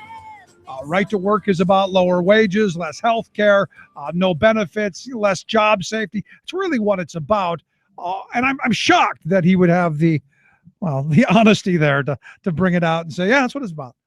It's about lower wages and less health care. And that's good, according to some in the Republican Party, the party of lower wages. And what's interesting to me is, you look at what used to be the outlier thought has now become the mainstream thought of the entire Republican Party. And this assault on organized labor and on workers who have unionized. And, I think about the Republican Party over the years. Dwight David Eisenhower, wrote his brother a letter saying, look, anybody who would come out against labor laws and unemployment and Social Security and the Farm Bill and all of these things, they wouldn't be heard from again in our political history. Their numbers there are some, Texas oil billionaires and a couple of businessmen, but their numbers are negligible and they are stupid. Well, stupid seems to have a firm grasp of the Republican Party. And I look at the Snow White of the campaign, Carly Fiorina, I guess is her name.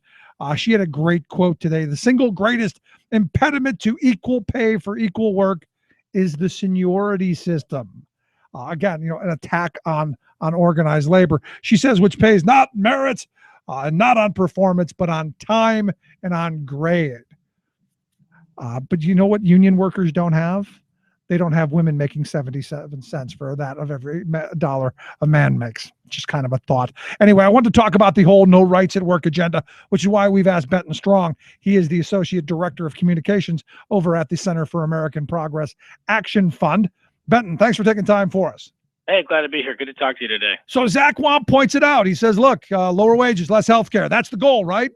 Well, that's why, it's the line we use on right to work is right to work for less, right? And so all the things that you just listed, it's not just wages, it's benefits, it's all the things that come with having the ability of workers to band together, to bargain, to do collective bargaining, to ensure that they are treated well, to ensure that the safety regulations and et cetera, et cetera. And I actually think it's actually a good catch to bring in Carly Fiorina into this argument, because this is the woman who wants to run for president, who under her tutelage as CEO of HP cut 30,000 jobs. Cut? Hold on, stop. Cut? Don't you mean fired 30,000 people from their jobs? Yeah, exactly. 30,000 people who were working one day who were not working the next day. And then got a $20 million severance package when she got ousted. I think those are important facts. And she didn't, and those people were not just fired. Many of those jobs were sent overseas after the fact, right? And so we're not the perfect example of what she's talking about this. She's joining sort of the Republican rhetoric of sort of growing the middle class and et cetera, the things that progressives have been talking about for quite some time, but the actions completely belie the rhetoric that they are putting out there. And so, look, the facts are pretty clear on right to work states versus non-right to work states, that people who live in right to work states make up to $5,000 less per year on average than people who do the same types of jobs in non-right to work states, so where you can actually do collective bargaining and join a union. 7 of the 10 states with the highest unemployment levels in the country have passed right to work. Businesses don't want to go to right to work states, partially because they know that they get better skilled, better trained workforces when the people who work in their businesses can band together and join labor unions, because the labor unions and the people get together to increase job training, to ensure they have good benefits. Oh, and by the way, when people feel secure in their jobs, they tend to stay in them. And so you don't have to deal with the huge turnover costs and the things that come along with that. So yeah, I mean, right to work for less is exactly what's happening. It's I think as was said before, sort of Alabama's economy coming to Pennsylvania and New York. And it's not helping. It's hurting the economy in many states around the country, and yet still governors and many people who are about to run for president are standing behind it. Yeah, I mean, you mentioned an interesting fact: 7 of the 10 highest states in unemployment are right to work states, and I believe the idea that that they've pushed in other places where they've tried to pass right to work is, hey, if we lower our wages enough, Benton, if we make conditions so bad that employers will come and we can steal jobs from all the people around us. That seems to be the argument. I got to be honest. I don't really know that that's good for the economy as a whole. I don't think that's a good policy for the country to pursue. Well, I mean, it's the ultimate race to the bottom, right? I mean, we're having this trade conversation right now, and a big part of it is sort of workers' rights and the way that American companies treat workers overseas in other countries, and how our workers are quote unquote non-competitive because workers are paid so little and treated so poorly. But instead of having better trade deals or better deals with other countries and better imports and exports policies, and ensuring that our people are getting paid fair wages, the wages that they earned, and getting good benefits, we're instead going to lower standards, lower wages, get worse access to health care and health insurance. We're basically turning our workers into the people that we're deriding overseas. So why would we want to do policies like that if we're going to talk about how bad they are for people who work in other countries? I mean, that makes absolutely no sense. It's good for profit, Benton. I mean, it's good for corporate profits. Look, you seem to think that these trade agreements are about you and me. You seem to think that they care. They don't. It's about profits. That's it. They don't care about you. They don't care about me. We're just widgets. We're just little gears in the wheel, if you will. They care about profit. Yeah, I mean, I think there's no question about that. And if you look at the way many of these companies and the conversations that we've had over the last, I guess, 5 or 6 years now, is a quote unquote recovery that's where all the benefit has gone to the top 1%, and wages are stagnant. You know, CAP is a think tank, so we try to figure out exactly what that means. And we put out a report not that long ago that showed that the median middle class family in America still makes just as much money as they did 15 years ago. And yet the cost of living in the middle class is $10,000 more than it was Absolutely. back then. I'm a living example of that. You know, when I started working in the freight industry back in the late 80s, I was making $15 an hour with a healthcare credit and with a pension credit. Doing the exact same job today that I did back then, they're paying $11.82 an hour with no healthcare and no pension. It's not even that the wages have stagnated. They've actually gone backward for doing that job. And that, in my view, Brenton, it has a direct correlation to the attacks on organized labor and workers being able to collectively bargain. Oh, and we've seen that. I mean, if you look at the data going back either 10 years or decades, 30, 40 years, what you see is that not only do we argue that the middle class was created by organized labor, but also that the ebbs and flows of the strength of the middle class correlate directly to the strength of organized labor. That when organized labor gets weaker, wages and the strength of the middle class suffers. When it gets stronger, it gets better. And, you know, we just did this. I'm sure we'll talk about this more, but Scott Walker just signed a right to work bill in Wisconsin because he has not been a bad enough governor for jobs in that state. He had to be that much worse. And he's going to take that message around the country, talking about how we should lower wages and we should do all these things that come with right to work, and yet still try to make an argument that he's going to grow the middle class. But the facts just do not bear that out. Yeah. Now, look, here's the thing. I mean, in using their language, because I don't think the vast majority of people really understand what right to work is. I think they believe that it was, it means what labor meant it to believe at the turn of the 19th century. When I would have been in favor of right to work, because I'm a right to work guy. I believe full-heartedly in people having a right to work, having the rights on the job, having a right to a job. I firmly believe that. But what the poison they're pushing, and I think Dr. King said it the best, says there's no rights and there's no work. So this is a bad deal. Yeah, I mean, we probably should change the name, right? No, I mean, honestly, it's certainly a different thing than it sounds like it is. Look, I'm from Washington State originally, and it's a state that saw Boeing leave town. Both first the corporate headquarters moved to Chicago, and then they moved the plant to South Carolina with this argument that, hey, we'll look for lower wages. Well, it's not working that well. And they had to sort of reconsolidate some stuff back in the Seattle region because they realized, look, we have better workers, they're better trained, they're more stable. They don't want to go anywhere because they feel strong in both their family and their economic security. And I think when we look at sort of the next phase of the U.S. workforce and the U.S. economy. And there was this piece today that millennials are now the largest sector of the U.S. economy as far as demographics are concerned. The biggest challenge is going to be, do people, I think, have the opportunity to get a job, but do people have the opportunity to get a job in which they can support a family? Right. Like, let's forget talking about this idea that you can move from low income to rich. Right now, most people are saying, can I move from low income to support a family? Yep. I'm with you. Do I have to live paycheck to paycheck? And I think that the fact that we're having that conversation in today's American economy is devastatingly sad for the direction that we've moved. No, I absolutely agree. And, in my lifetime, it's gone from a job is going to lift you out of poverty and give you the opportunity to move into the middle class to one of a job's going to keep you in poverty and it's going to be insecure and it's going to be unstable and you're never going to be able to plan for anything. I mean, what we've allowed corporate America to get away with, to me, is nothing short of criminal. Mm-hmm. Mm-hmm. It's one of the things we're working on right now that the White House or the Labor Department announced last week is that they're starting to move forward a rule on increasing the threshold for people who are eligible for overtime. Right. And so a certain category of salaried workers are basically being punished by employers who are quote unquote giving them promotions so that they're no longer eligible for overtime. And it's if you make more than about $23,500 a year, which is a poverty wage for a family of four. Yep. Right. It's something that hasn't been raised in, I think, at least a decade. And it was barely raised at that point. And if you ask people about it, though, there was a poll released about it today. The support, obviously, for it is overwhelming. Why? Because this is a very basic thing that labor unions have been fighting for decades.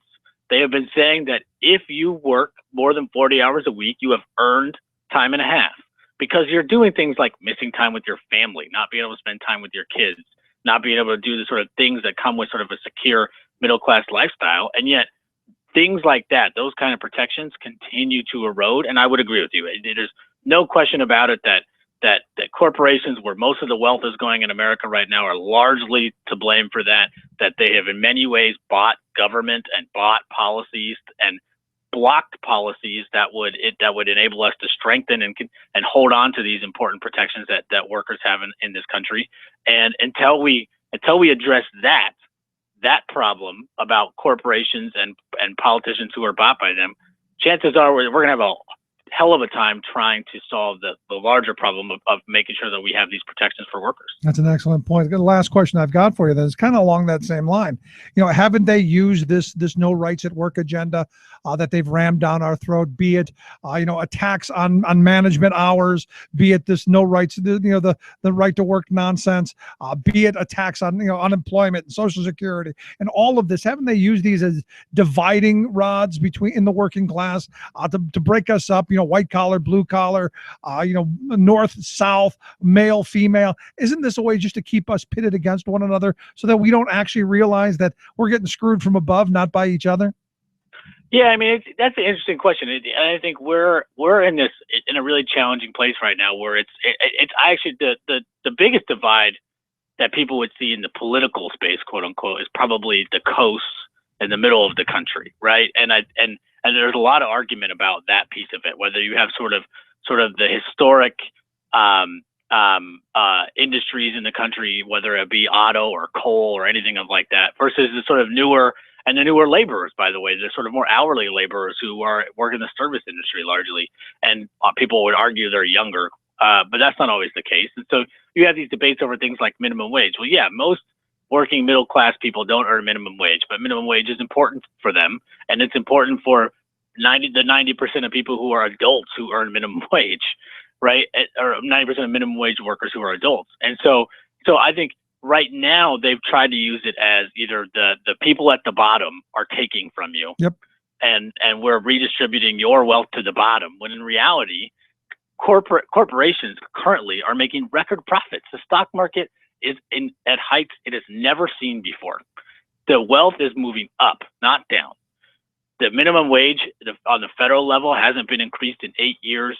Even some of the best states are not really quite good enough to help people move out of poverty or earn a living wage. The issue here is definitely not working class people, no matter where they fit on the income spectrum of working class. It's wealth moving away from working class people to the top. And I think there's no question that when we get deep into this presidential election, that these conservative candidates, some of whom will either sign right to work or getting ready to do right to work, or have states that are going as far as doing local right to work laws, they're going to say, we're for the middle class, we're for growing the economy, we're for, putting more money in your pocket. When in reality, they've never supported policies that do anything other than take money from the middle class and move it up to the top. Yeah, and the right to work zones, or Kentucky's right to work counties. Again, another one of those dividing moments. And my favorite one, I forget the name of the county in Kentucky that passed right to work in the county.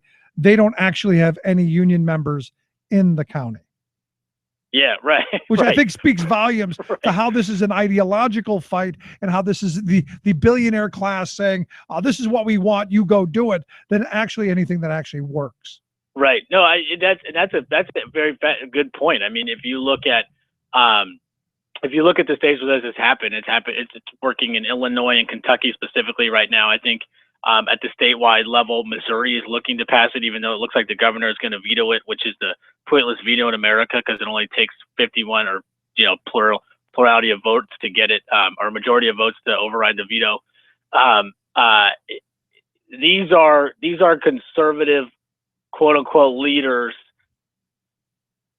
passive, almost rubber stamping an agenda for their corporate friends that they're saying are not impacting people, but are actually hurting a lot of people. There's a lot of working class people who are in labor unions in Wisconsin. We've seen that in previous years, and they all showed you how much these kind of policies are going to hurt them.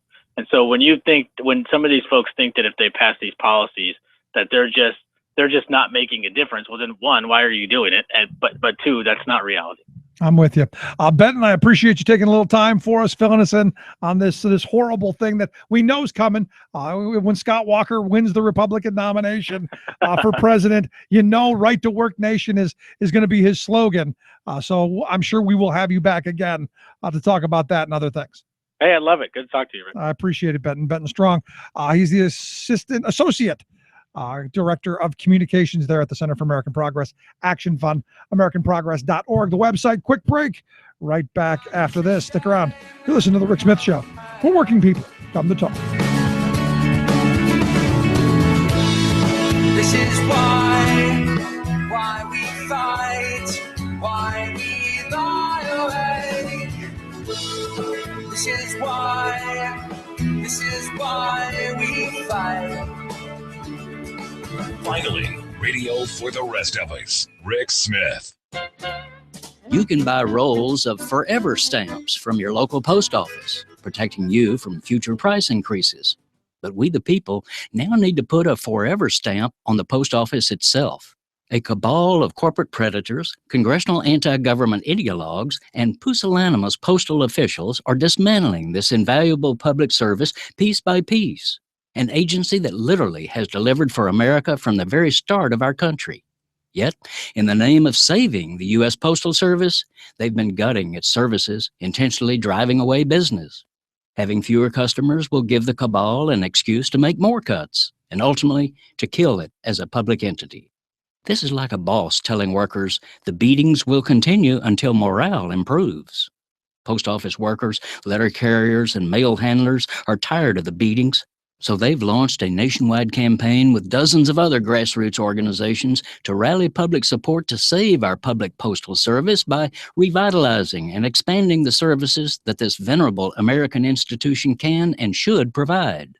Under the uplifting banner of I Stand with Postal Workers, the American Postal Workers Union is coordinating a national day of action this Thursday, May 14th. Some 70 public demonstrations and rallies will take place Thursday at post offices in 30 states, from Alaska to Florida, Maine to California. To join this spirited stand for restoring the common good in America, you can find the exact location, time, and contact number for each local event at www.apwu.org. This is Jim Hightower saying, join me this Thursday in standing with postal workers for the benefit of all the people. Each of us can be a symbolic forever stamp to protect our public post offices from the privatizers. To join us, go to apwu.org. What do the corporate powers from Wall Street to Walmart have in common? They hate the Hightower Lowdown. You can see why at www.hightowerlowdown.org. Remembering that united we bargain, divided we beg. Rick Smith. I'm going to this battle, take my Union gun. Gonna end this world of slavery, for this war is one you're bound to lose. You fascists are bound to lose. That's the hope. The hope is that they throw this stuff up. And look, if Scott Walker wins the Republican nomination, or I think any of the Republican candidates, they've got to go right to work. They've got to pursue this anti-worker agenda, what I've been calling the no rights at work agenda. Take away your ability to collectively bargain, take away your ability to organize, destroy unemployment benefits, destroy workers' comp, which they're doing all across the country. You destroy all of those worker protections and make us a desperation class. Take us back to the days of Lochner, undo unemployment, undo minimum wage, maximum hour laws, undo all of that stuff. Take us back to the good old days. Yeah, that's it.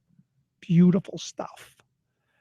And you look at some of the things that come out of it. You think about the middle class, and it used to be, and the common thought was, for every union job that was out there, there was a non-union job that came up to that level.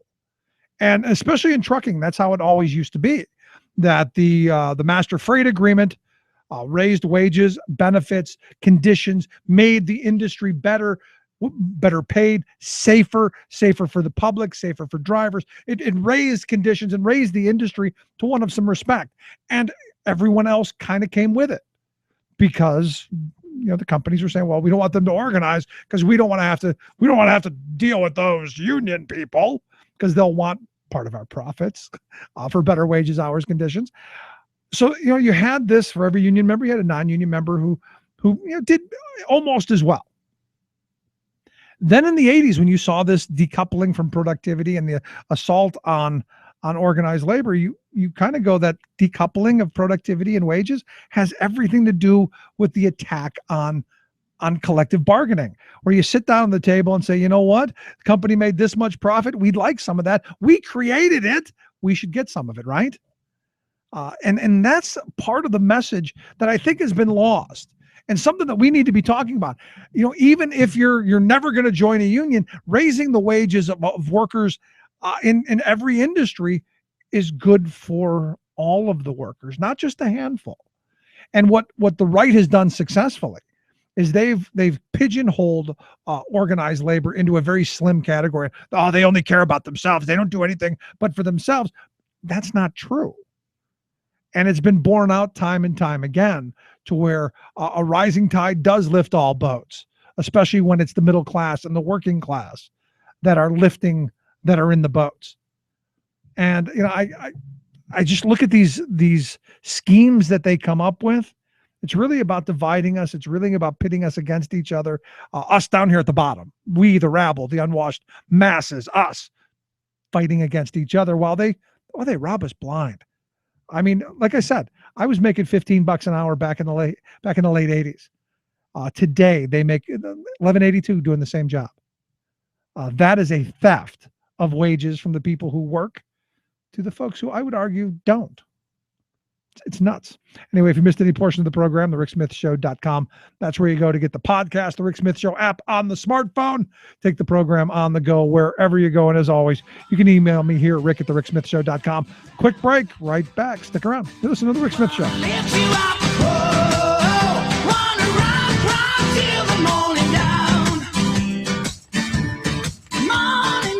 Together, we can make America better. The Rick Smith Show. You're listening to The Rick Smith Show. For more information, go to thericksmithshow.com. If you've missed any portion of the program, you can download the podcast at thericksmithshow.com. You're listening to WIN, Workers Independent News, a production of Diversified Media Enterprises. I'm Doug Cunningham. With a U.S. Senate vote on TPP Fast Track Authority expected this week, Senator Elizabeth Warren is arguably the strongest opponent of allowing Fast Track Authority for that trade agreement being negotiated in secret. Warren says based on what is known from leaks about the TPP, the agreement potentially threatens U.S. sovereignty as well as U.S. labor rights. Take the provision known as ISDS. Warren says it sets up international corporate courts allowing corporations to challenge U.S. public policy and win economic penalty judgments against U.S. taxpayers without ever setting foot in an American courtroom. And she says that same provision gives corporations special status while denying that status to unions, allowing the corporations to challenge things like U.S. minimum wage requirements. If a Vietnamese company with American operations wants to challenge an increase in the U.S. minimum wage, it can use ISDS. But if an American labor union believes the Vietnamese companies are paying slave labor wages in violation of trade commitments, the union has to try to wind itself through the Vietnamese courts. Good luck with that. President Obama chose to go to Nike, a company that routinely outsources thousands of jobs, to defend the TPP trade agreement. At that appearance, Obama and Nike claimed that under TPP, Nike would create thousands of U.S. jobs. Teamsters President Jim Hoffa says the Nike claim is nothing more than the same empty trade rhetoric we have heard over and over again since the passage of NAFTA more than 2 decades ago. Before NAFTA was passed, Hoffa says, GE promised 10,000 new jobs would be created. Instead, GE eliminated 11,675 jobs. Chrysler promised 4,000 new jobs under NAFTA, but instead wiped out nearly 18,000. Hoffa says Nike's TPP jobs promises is just a broken record, playing the same corporate lies. On May 14th, the American Postal Workers Union will hold a National Day of Action highlighting the need for a strong and vital U.S. Postal Service and a fair contract for postal workers. The union will be joined by community allies for more than 100 events in 85 cities. The events will be held in 33 states and Puerto Rico. APWU has been in labor contract talks with USPS since February. The APWU contract expires May 20th. The union asserts that postal bosses are ginning up a financial crisis to justify service cuts, privatizing operations, and transforming living wage union jobs into low-wage non-union jobs. APWU says it's fighting for a vibrant public postal service that gives quality service to people throughout the country no matter who they are, where they live, or how much money they have. Workers Independent News is brought to you by the American Federation members working to reclaim the promise of public education, health care, and public services for our students, their families, and our communities. More information online at aft.org. You've been listening to WIN, Workers Independent News. For more information, visit laborradio.org. You're listening to WIN, Workers Independent News, a production of Diversified Media Enterprises. I'm Doug Cunningham. With a U.S. Senate vote on TPP Fast Track Authority expected this week, Senator Elizabeth Warren is arguably the strongest opponent of allowing Fast Track Authority for that trade agreement being negotiated in secret. Warren says based on what is known from leaks about the TPP, the agreement potentially threatens U.S. sovereignty as well as U.S. labor rights. Take the provision known as ISDS. Warren says it sets up international corporate courts allowing corporations to challenge U.S. public policy and win economic penalty judgments against U.S. taxpayers without ever setting foot in an American courtroom. And she says that same provision gives corporations special status while denying that status to unions, allowing the corporations to challenge things like U.S. minimum wage requirements. If a Vietnamese company with American operations wants to challenge an increase in the U.S. minimum wage, it can use ISDS. But if an American labor union believes the Vietnamese companies are paying slave labor wages in violation of trade commitments, the union has to try to wind itself through the Vietnamese courts. Good luck with that. President Obama chose to go to Nike, a company that routinely outsources thousands of jobs, to defend the TPP trade agreement. At that appearance, Obama and Nike claimed that under TPP, Nike would create thousands of U.S. jobs. Teamsters President Jim Hoffa says the Nike claim is nothing more than the same empty trade rhetoric we have heard over and over again since the passage of NAFTA more than 2 decades ago. Before NAFTA was passed, Hoffa says, GE promised 10,000 new jobs would be created. Instead, GE eliminated 11,675 jobs. Chrysler promised 4,000 new jobs under NAFTA, but but instead wiped out nearly 18,000. Hoffa says Nike's TPP jobs promises is just a broken record, playing the same corporate lies. On May 14th, the American Postal Workers Union will hold a national day of action highlighting the need for a strong and vital U.S. Postal Service and a fair contract for postal workers. The union will be joined by community allies for more than 100 events in 85 cities. The events will be held in 33 states and Puerto Rico. APWU has been in labor contract talks with USPS since February. The APWU contract expires May 20th. The union asserts that postal bosses are ginning up a financial crisis to justify service cuts, privatizing operations, and transforming living wage union jobs into low-wage non-union jobs. APWU says it's fighting for a vibrant public postal service that gives quality service to people throughout the country, no matter who they are, where they live, or how much money they have. Workers Independent News is brought to you by the American Federation of Teachers and its 1.6 million members working to reclaim the promise of public education, healthcare, and public services for our students, their families, and our communities. More information online at aft.org. You've been listening to WIN, Workers Independent News. For more information, visit laborradio.org. Yes, it's fun by the elite academic types in America to say McDonald's is the wrong kind of food and it's the wrong kind of this and the jobs don't pay very much and so forth. I have quite a different view. I think McDonald's is one of the most successful educational institutions in the United States. They take people and give them a first job, which enables them to get a second job. They do a very, very good job of educating troubled young people to be good citizens. And they're probably more successful than charter schools.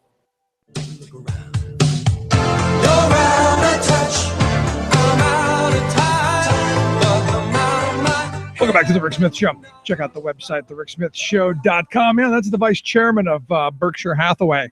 A very wealthy guy, saying, that McDonald's better than charter schools. One of the most significant educational institutions in the country. I think it's just very interesting, a very interesting comment. Anyway, you may remember last week we talked about in Delaware, the legislature there has passed a piece of legislation that gives parents rights to opt their children out of the standardized tests, as I've done the last 3 years here with my kids. Because I got to be honest, I'm not a big fan of these standardized tests, this high-stake testing that seems to send millions of dollars out of our school district. Big fan of testing, just not this kind of testing. So I thought, let's grab the guy who put forth this legislation and find out, what's behind it, which is why I've asked Delaware State Representative John Kovalko to come talk with us. John, thanks for taking time for us. No problem, Rick. No problem at all. I look at this piece of legislation, and right from the beginning, my first thought was good. This is a nice piece of legislation to give, I think more than anything, make parents aware of the fact that they have the right to opt their kids out and have some say in their education, right? Well, it wasn't intended to encourage or discourage or even make them aware. What it was intended to do was there were parents that were opting out or choosing to try to opt out. We're getting blowback from the Department of Ed in Delaware and this administration, the governor, because the governor and the DOE in this state of Delaware are hell bent on keeping this education reform movement, which is almost like a corporatization of private public education, moving forward. And one of the more onerous aspects of it is an end of the year test, which is not longitudinally given, so it's not used. It can't be used to compare a student's progress with his own progress, and in fact, it has become deteriorated to almost a judgmental piece that will either distinguish or condemn the student's capabilities, or progress, and the teacher's effectiveness and the school's effectiveness. Right. So, this being the case in point, I felt that the parents, as I did some investigation work, the U.S. Constitution does not disallow them from opting out of or from choosing what's in the best interest of their children. In fact, it reinforces that. But I felt that it needed a specificity that this bill brings to it. That not only is there a process for opting out that they can use, it'll establish a way to do that, so that there's a more formal process. So you don't just walk in on the day of the test and say, I'm not letting Johnny take the test today. That's not the way. That would certainly be less conducive to an organized atmosphere. So, but the test has been judged by some, certainly, as being a sort of an ulterior motive to dismantle smarter balance assessments or this privatization, so to speak, of public education, or to even be anti-common core. Yeah, well, it is not. This bill is not that. Okay. Well, yeah, I'll tell you what got me into this. And you said a couple of things there. It's the privatization. It's all of that. My fifth grade daughter at the time, this is 3 years back, was play teaching to her younger siblings, and basically scolding them for not getting something right by saying, look, if you don't pass this test, they're going to take money from the school. They're going to close the schools down. We're going to have nowhere to go.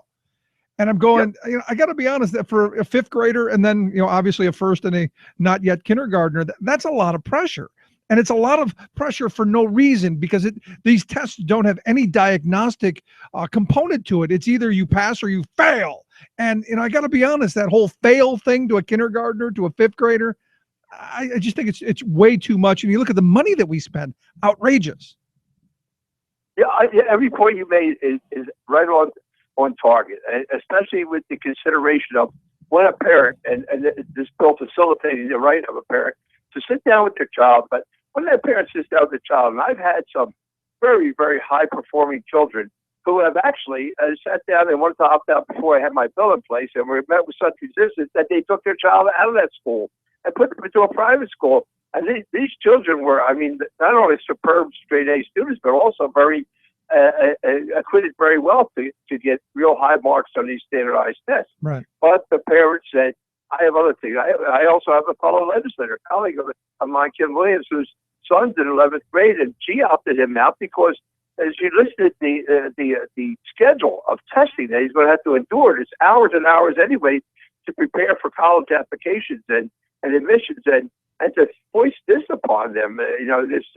In some cases, I've gotten letters from teachers and parent teachers who are on both sides of that coin, who have informed me that their third grader or fourth grader has been 6 or 7 hours in these tests. The pilot program tests have been run, Smarter Balance Assessment, in a day. And quite frankly, this is an honest reality that we have to face, that if teachers are forced to depend on this test, a single test such as this one, to evaluate their performance, they're not going to cheat like Georgia or wherever that was, Atlanta. What they're going to do, though, is teach the test. And, we can't do a worse thing for public education than to take it and craft it into some kind of a single issue of specificity teaching for a test to erode our ability to educate children. Education, and I've said this from the beginning of my career, because my wife was a 4.5-year school board member, and then worked with the school administration, and she's been in education for 25 years, certified teacher. And her and I discussed this all through our kids, who did, quite frankly, attend all traditional schools here, actually rode the buses in Delaware back and forth, and have done very well for themselves. But what I've said through all of this is that if we're going to have a situation, a public education, we're going to provide public education, it is very simply defined, and this is not the ultimate definition, but it's very simply defined in my mind, that we have got to provide an opportunity for every child that wants to attend a public school to grow to their full capacity, their full abilities, as much as they want to. We have to have the setting has to be on the table. Yep. The pie has to be on the table. If that child wants to eat it and is able to eat it, then they should have that opportunity. When we do this testing, we take that away. I am beyond angry with Arnie Duncan and President Obama and all of the prior administrations that continue this outrageous competition, which to me looks like it's just going to engorge corporations that are not conducting these tests. They're creating these tests. They're creating the Common Core. They're creating the ultimate outcome, and then they're even creating textbooks to teachers, and then they're selling this product under the guise of some kind of a judgmental of performance. No, it's not. It's just not even possible. First of all, it's not even data proven that it is an accurate judge of even what it pretends to judge. And so this was necessary for me to establish that parents had that right to make that decision, which they do, but this gives them the law now. Yeah, so let me ask you this, John, because that was the first thing that popped up.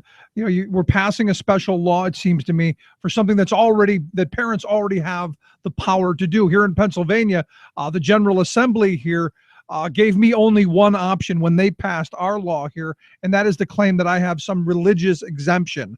Now, I've taken the position that every religion, I don't care what it is, has the ethic of reciprocity, the whole do unto others thing. So I can, with a good conscience, say I'm not lying. But the reality is I'm against the whole thing, the whole 3 weeks, 2 hours each morning of testing every single day, and the whole push towards only teaching to the test. I would argue, John, we're already just teaching to the test, because I can't tell you how many times I've had teachers go, "Don't worry, Mr. Smith, your child's doing fine. They'll pass the test." And I go, I don't care if they pass the test. I want them to be critical thinkers. I want them to be problem solvers. I don't want them to learn just to know how to fill in a bubble. Well, and you know, you're speaking right to some of the central issues in this thing, including the Common Core standards, which do not allow any kind of creativity of the individual child's mind. And the testing structure that we're imposing upon us reinforces that attempt to almost stifle an open-mindedness and an open opportunity to learn and be educated, and to learn the way that should be properly. They should be properly given the opportunity, and that would be to be able to use their own individual creative juices to determine what the correct solution is, to determine what the correct path is in a science, to determine these things. And we're taking that away from it. And quite frankly, you know, I know that there are teachers that are saying that to you, and there are probably teachers in Delaware are saying that also, but most teachers resent that. They don't want to be hamstrung. They don't want to be bound. I mean, they go into school every day with a monumental task facing them, challenge facing them, and that's to educate children of different stripes. Every time I hear one of these attitudes about the United States of America is behind other countries, that is bogus. That is bogus. They compare with the Finland, homogeneous. They compare with a Shanghai, wealthy. They compare with all of these other cultures, but our culture is the only one that provides a public education, equal opportunity public education to children of different ethnic backgrounds, socioeconomic backgrounds, cultural backgrounds, language backgrounds.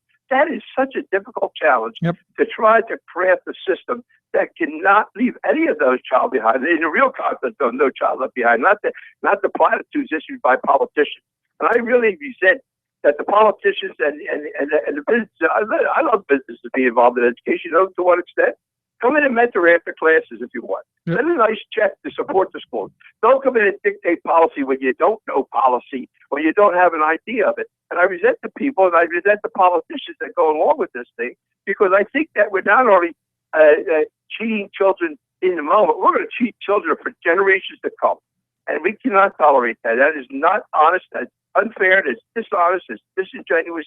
And everything about it smacks of some kind of a program to enrich with money people at the expense of not disenfranchising children and teachers and professional educators, especially. Yeah, I agree with you. The children for the most part. My wife and I were just having that conversation about Finland. She passed me an article on their schools, and I said, you know, I got a question whether they took poverty into account and how many kids got to take the quit test, because when you compare our schools in the non-poverty areas, in the wealthy suburbs, they do just as well, if not better, than anywhere around the world. So to me, you know, I kind of agree with Warren Buffett when he says, you know, we've got more than one school system in this country. The rich get to send their kids somewhere else, and everybody else goes to public schools and these other things. If the rich went to the same schools, we'd have much better schools for everyone. And I agree with that. I listen to the Rick Smith Show here with Delaware State Representative John Cavalco. He's helped push through a piece of legislation there in Delaware that would help give parents the right to opt out and actually put it into law.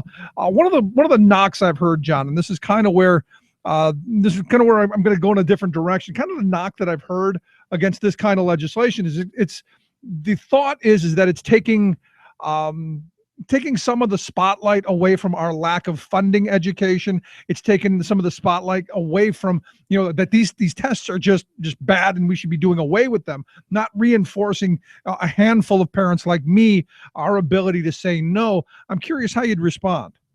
Well, I would respond this way, and this is an honest assessment of it. You don't get from point A to point B unless you put one foot in front of the other first. You know what I mean? And this is the foot in front of the other first. This is the, to me, there's nothing more sacrosanct or sacred than a parental right to do what's in the best interest of their child. And when we talk about government overregulation, there's tons of it. I'm a liberal Democrat, but I'm probably the most formidable opponent, vocal opponent of government intrusion and overregulation. That's what this has become. So let's take these parents and their children out of the grasp of this onerous, type of attitude. Give them, establish for them that they have this right, and then we'll move forward. And I've had this debate. We had it in committee. We had a 2.5-hour raucous debate. As a matter of fact, the News Journal, if you get a copy of it, Sunday's News Journal did an op-ed which completely missupported this, and I'm going to do a rebuttal. I'll gladly send that to you, because the fact is that there does and there should be a dialogue about this over-testing, this government intrusion from the federal level. They come in and they want to dictate 100% of the terms at a cost of 150% of the money, and they want to drop in a bucket of cash. And the threat is, if you don't want that, then we're going to take our money away from you, and you're going to be left to your own devices answering you people. That to me is the most horrible way that a federal government can intrude, because now they're standing there almost blackmailing into their attitude, which is far from a good attitude to have about public education. So I agree with you.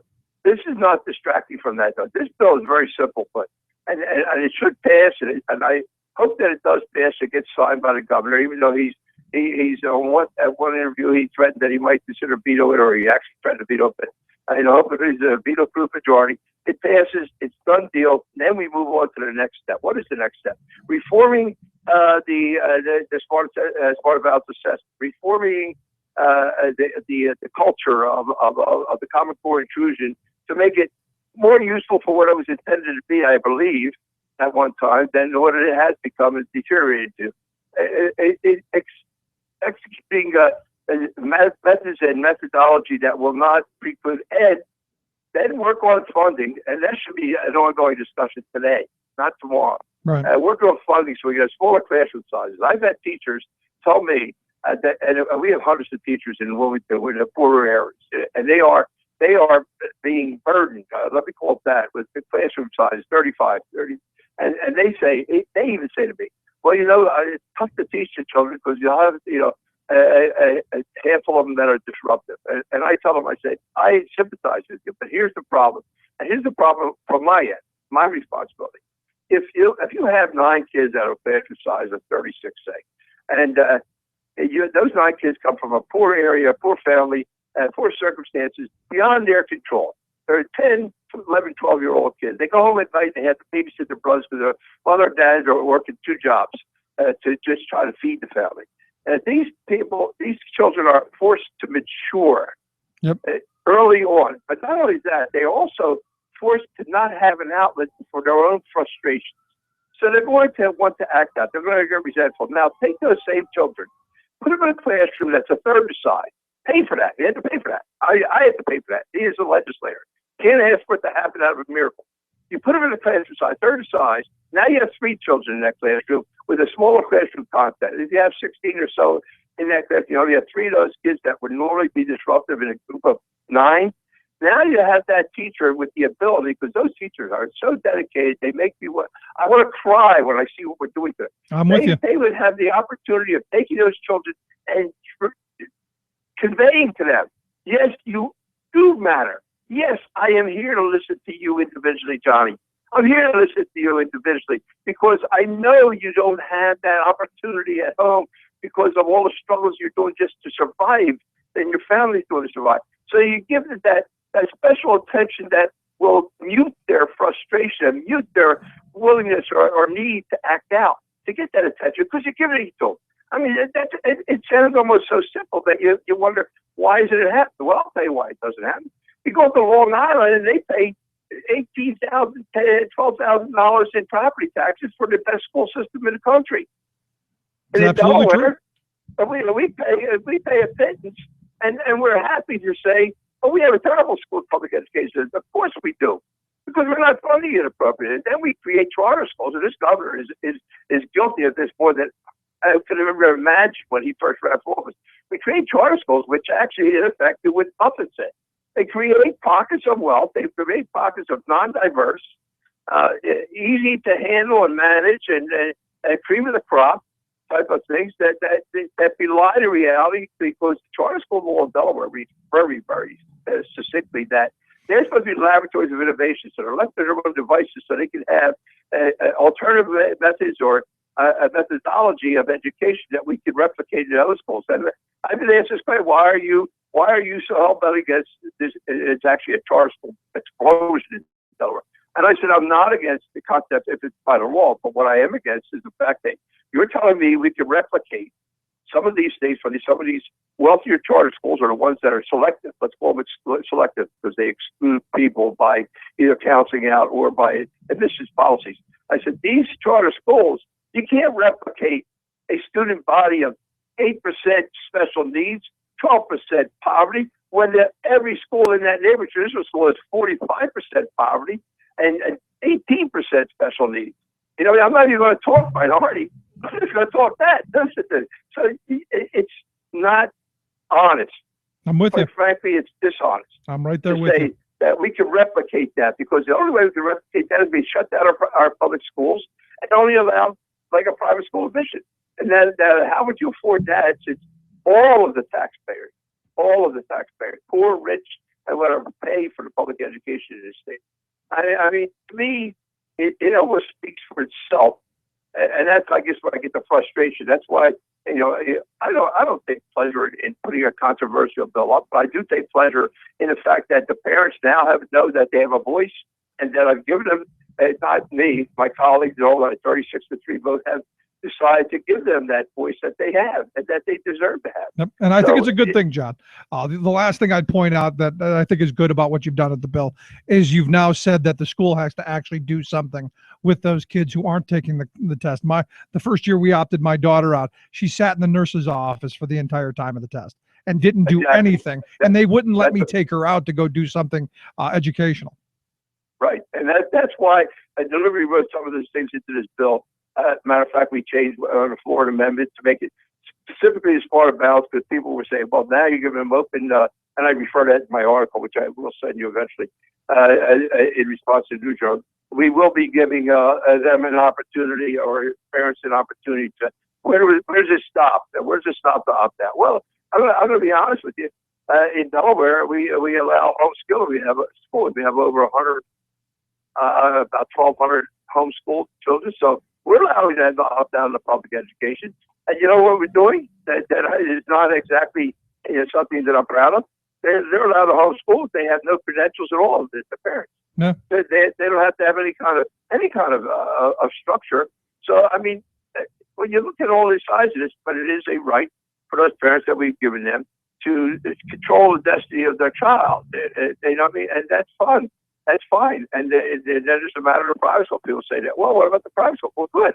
Private schools, you want to pay the money, then you're allowed to have certain unrestricted access to a restricted environment. But you can't do that with public funds. There you go. Can't allow, because every dollar that I allow to be wasted on some kind of a ridiculous potential of a single test, being able to say you can achieve, you can accomplish, because you've taken this single test and taken. The governor stood on the steps. When at the University of Delaware announced that just 2 weeks ago that the Smarter Balance Assessment, which has not been given yet, has not been scored yet, has not been data proven to be accurate about anything, said that the University of Delaware agreed that if you score 3 on the Smarter Balance Assessment, you won't have to take the remedial courses. And there's an influx of children into our higher education in Delaware that are forced to take remedial courses. So my question was, if Joe cannot handle Math 101 because either he's never had the appropriate courses or just can't handle that, and he takes the Smarter Balance and gets a 3, which allows that he won't have to take the remedial course in college, how does that make Joe able to He'll just fail the next class, right? Absolutely. Right, Yeah. exactly. The smoke and mirrors is what disturbs me the most. It's really a shame. But John, I appreciate the work that you're doing over there, and I'd love to talk to you again as this continues down the road. And do me a favor, Rick. If you get calls when you listen to this and you want me to come on a date certain, I'll gladly do that. We can talk on the air, and if people can call in and ask me questions. I don't shy away from what I'm trying to do, because I think open-mindedness and a certain dialogue on these things is the best way for the public to be engaged and to stay engaged and to want to be engaged. You know, I'm with which you, is John. very important. Okay. I appreciate it. Thank Nice you. talking with you. Take care. Thanks so Bye-bye. much. Let's take a quick break. Right back after this. Stick around. You're listening to The Rick Smith Show. We're working people. Come to talk.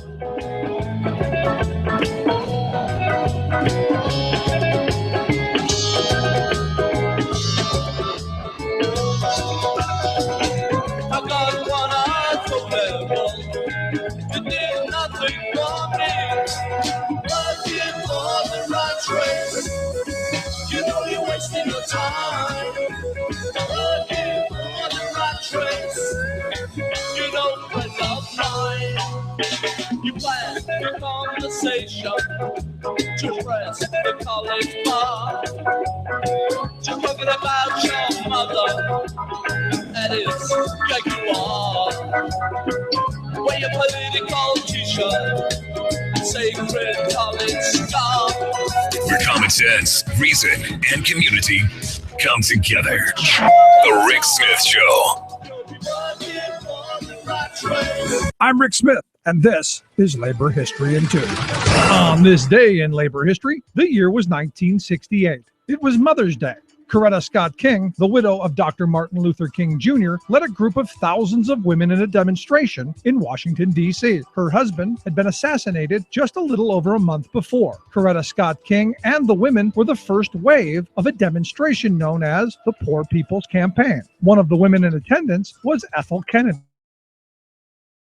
King had announced the Poor People's Campaign the previous October. He called for an economic Bill of Rights and a demonstration in Washington, D.C. There were 5 planks to the plan. They included a meaningful job at a living wage and a secure and adequate income. The other 3 were access to land, capital, and a role for ordinary people in their government. An assassin's bullet cut short this new effort by Dr. King, and so his wife and longtime fellow civil rights organizer Ralph Abernathy took up the cause. The campaign was led by the Southern Christian Leadership Conference. After the Mother's Day demonstration, the SCLC established a tent city on the Mall in Washington, D.C. They dubbed the demonstration Resurrection City. For weeks, the demonstrators lived in tents and shacks to bring attention to the plight of the nation's poor. Then, on June 6th, presidential candidate Bobby Kennedy was assassinated. His funeral procession passed by the Resurrection City because of his respect for the campaign. Finally, on June 24th, the Department of the Interior closed down the demonstration, citing an expired permit.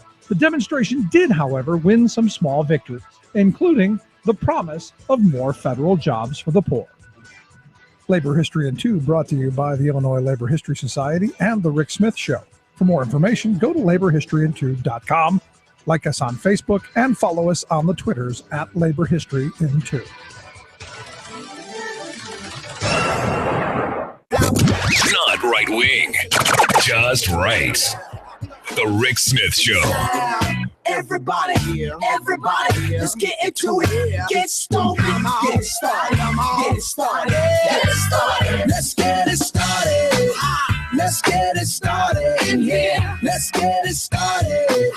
Let's get it started in here. Let's get it started. Let's get it started in here. Welcome back to the Rick Smith Show. Check out the website, thericksmithshow.com. Questions, comments, something on your mind, you can email me, Rick at thericksmithshow.com. You know, I like the idea of the bill, giving parents rights and putting it into law, saying, I like that idea, and I have from the beginning. And I like to hear that Representative Cavalco is thinking down the road, hey, this is the first step, one foot in front of the other. I like that idea. But, you know, I look at this, and I think the conversation that this hopefully will bring is this testing regime, is what we're doing to education the right thing? Is what we're doing to our children the right thing? You know, my wife and I, I mentioned earlier, my wife and I were talking about this study in Finland, that basically says they're blowing everybody out of the water. And their kids go to school shorter days, shorter amount of time during the year. They go to school, my wife said, like at 9:45 in the morning. Because according to her, their studies show that kids don't learn that early in the morning, that they need more sleep. The kids need like 12 hours of sleep a night. And that, that top of the mind, top of the morning thing doesn't quite work like we're told. So, as she pointed out, in Germany and in a lot of those countries that do much better academically than we do, statistically speaking, and then I'll get to that in a second, they have much shorter days and much less intensive, education and rigorous requirements, because you're telling people to expand their minds. Where in the past, those countries were they were very regimented and very, this at this moment. Now they're doing what we did back in the 50s and 60s, which was to start thinking of education in a different way. We're kind of going back to this highly regimented, at 5 o'clock, in 10 minutes, we're going to do this. And in 15 minutes, we're going to do this.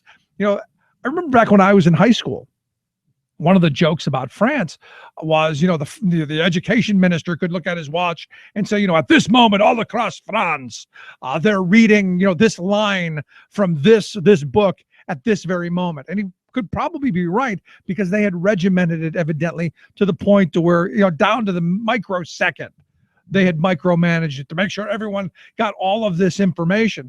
The sad reality is not all kids learn at the same pace. Not all kids are able to do all of the same things. So you need a little more individual attention for some, maybe a little less for others. And that's where the art of teaching to me comes in. The art of knowing, which kid needs a little boost, how fast can we go? Hey, we need to slow this down a little bit. We can speed it up. That's where, instead of, making it factory work, or at this minute and this time and all across the country, we're going to read, this line from textbook XYZ on this page. And I got to tell you, I'm not thrilled with the direction that we're going. And I think Representative Cavalco, he kind of took that approach as well. Now, I think, Tim Schlecker last week is right. That, this kind of takes we're not funding education properly off the front page. It's, a little bit of a distraction, if you will, because now we're giving parents rights. Look, here in Pennsylvania, my only right is to say that, I don't do it because my religion says I can't. And like I've said, I can, with a clear conscience, look in the mirror and go, well, my religion does, do unto others, or at least, don't do to somebody what you wouldn't want them doing to you. All religions have something like that. So I can justify it in that line.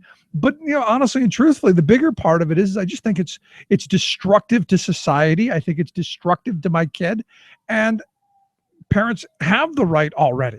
So by creating this law, you've now gone, okay, well, we've put it into law. It's on paper. All right, maybe it stops a couple of people from being harassed.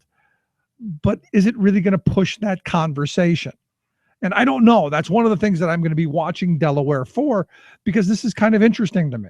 A kind of a little interesting social experiment, if you will, to see what happens next. Where do they go? What do they do? So I'm curious to see where it goes. And, as I've said, we opted the kids out. And what I like about the legislation that Representative Cavalco puts forth is that it mandates that the school actually do something with the kids in that time frame. Because, as I pointed out to him, when my daughter was in 5th grade, they basically just sat her in the nurse's office the whole time.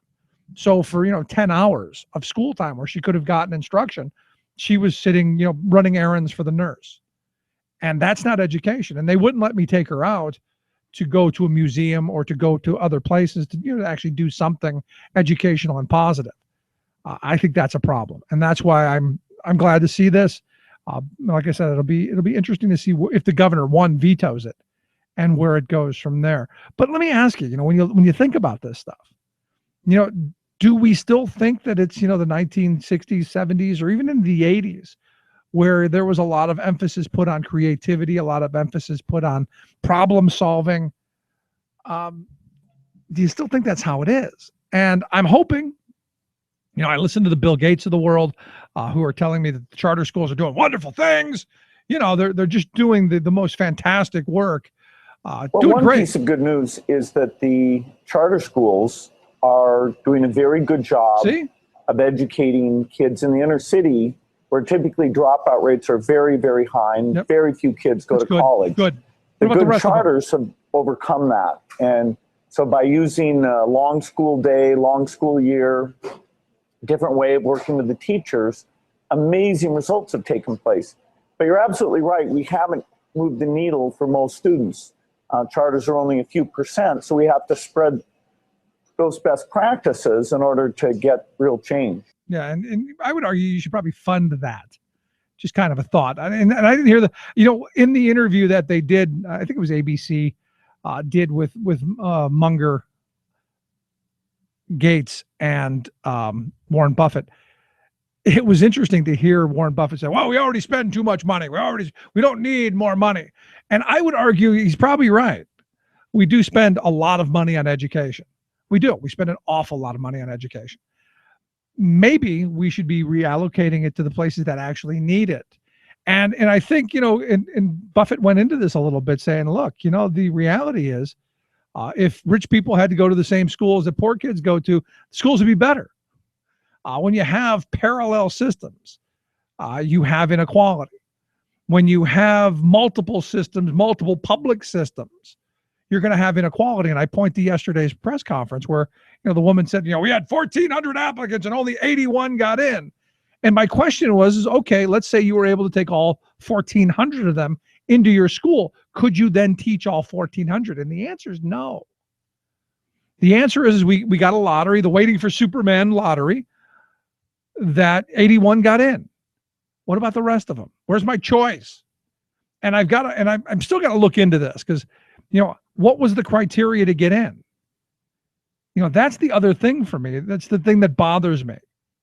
What kind of paperwork, what kind of hoops, what kind of obstacles do parents have to navigate to get their kid into a kindergarten? And you go, wow, that's just good for the kid. No, what about the kid who's, and I was one of those kids, my mother couldn't have done that. She was working all the time. She was doing enough to try and raise a child on her own. And I don't know that she would have been able to navigate some of the things that we've seen. What about those kids? And that's my frustration, because I look at things as how would, when I was a kid, how would it have affected me? How would I have fared in this system?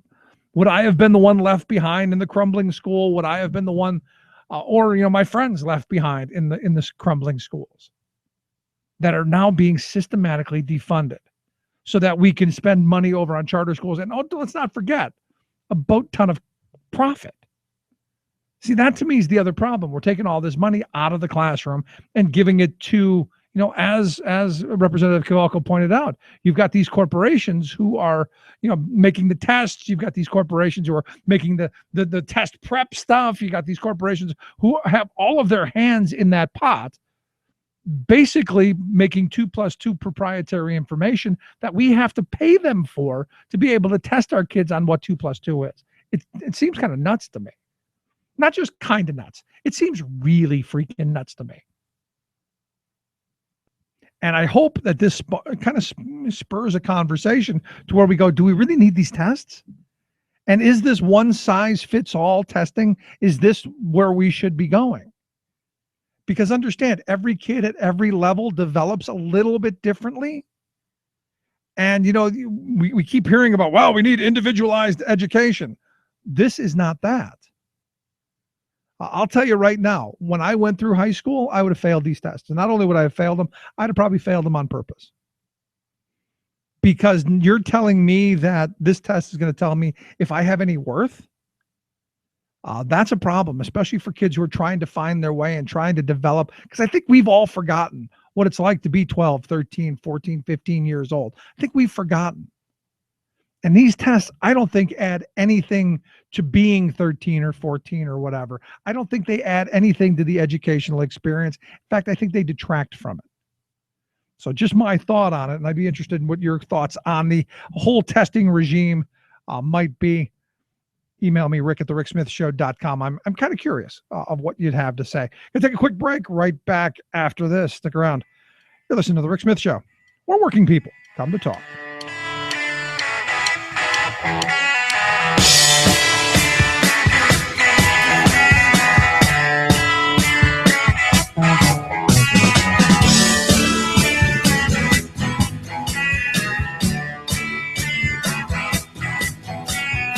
Controversial, thought-provoking, opinionated.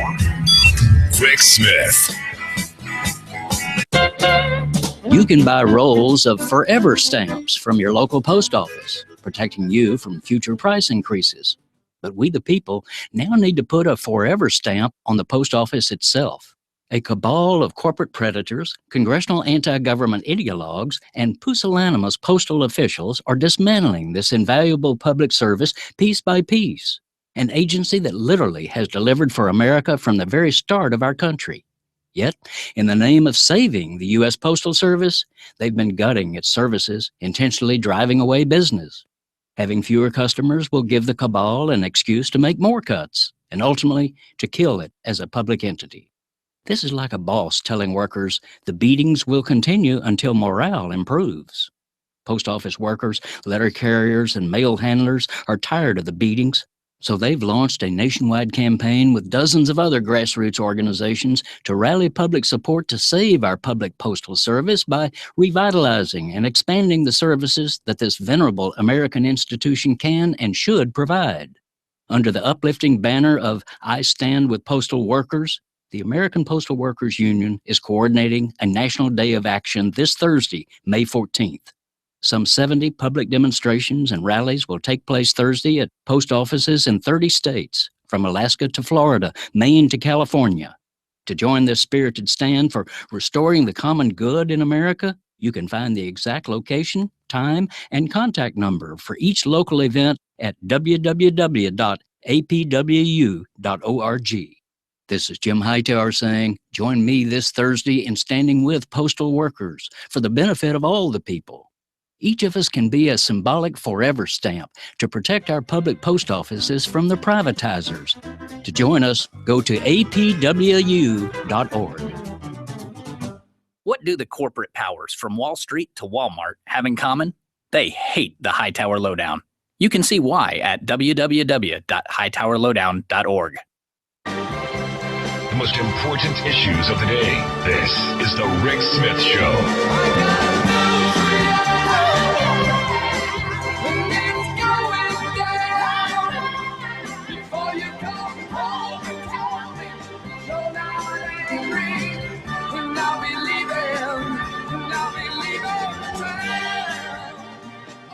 Back to the Rick Smith Show. So it's official. That's right. It's official. Huckleberry Hound is in. That's right. Mike Huckabee. That's his name. Mike Huckabee, the former governor of Arkansas, throwing his hat into the ring. Doesn't want to be left behind. There's a joke there for some folks if you catch it, but doesn't want to be left behind from the rest of the cavalcade of crazy. So this is a good time. He says he's a candidate for the president of the United States, and I guess good for him. He did it out in front of his hometown of Hope, Arkansas. Good. Well, I don't think he has a chance, but at least he's got some hope there in Arkansas. Anyway, let's find out what's going on around the world and in Washington, D.C. Justin Duckham, Talk Radio News Service. So what do you think? Huckleberry Hound in? Yeah, I just honestly don't know why he would do it. As you mentioned, he doesn't have a chance of winning.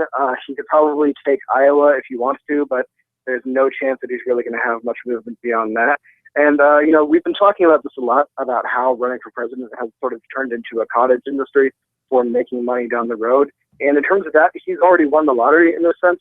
He already had his, huge moment of fame in 2008 that elevated him to, being a talk show host, being a Fox News personality, being somebody who could sell a lot of books, one of which is actually in our office right now called something like Guns, God, and Gravy or something ridiculous like that. He's already won. He's already made a lot of money, so it makes no sense for why he'd really want to enter the race again unless if he actually thinks he could win, which would, I guess, be kind of a sign of delusion here.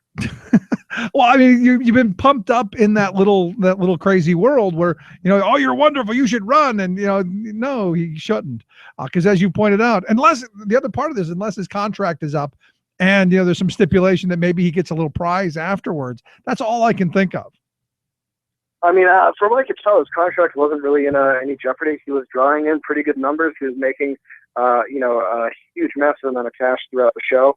And that's why he didn't run in 2012, because he would have to give up that very lucrative Fox contract like, Rick Santorum dropped. And I'm not sure why this would have changed this time around. Yeah. And he certainly left it pretty early on in the contract to pursue this. So now what happens now that he's declared? Does he has to give up those Fox gigs, right? Oh, he's already given them up a while ago. He stepped down from the show a number of months ago because he was considering a run.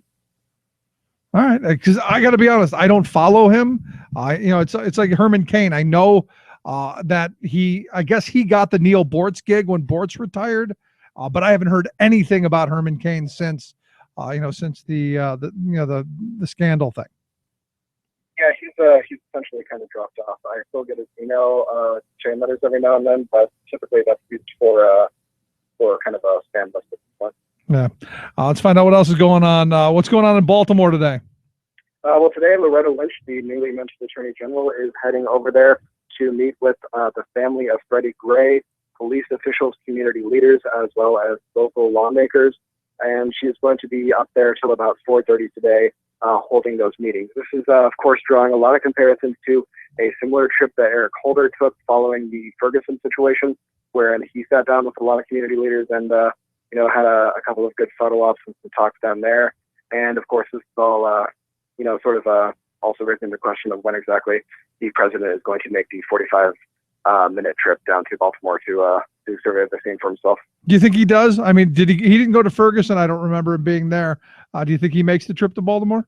I think he does at this point, just because it's something that's sort of inescapable and something that's so close to the White House that it sort of is hard to justify. And, frankly, if he's going to be pushing the Brothers Keepers program, which we talked about yesterday, as well as a number of other community policing initiatives, there really is no greater backdrop to show sort of the need for additional social programs than the kind of urban blight of Baltimore. Yeah, and I would also argue, jobs programs. I mean, the jobs program thing is the important part to me.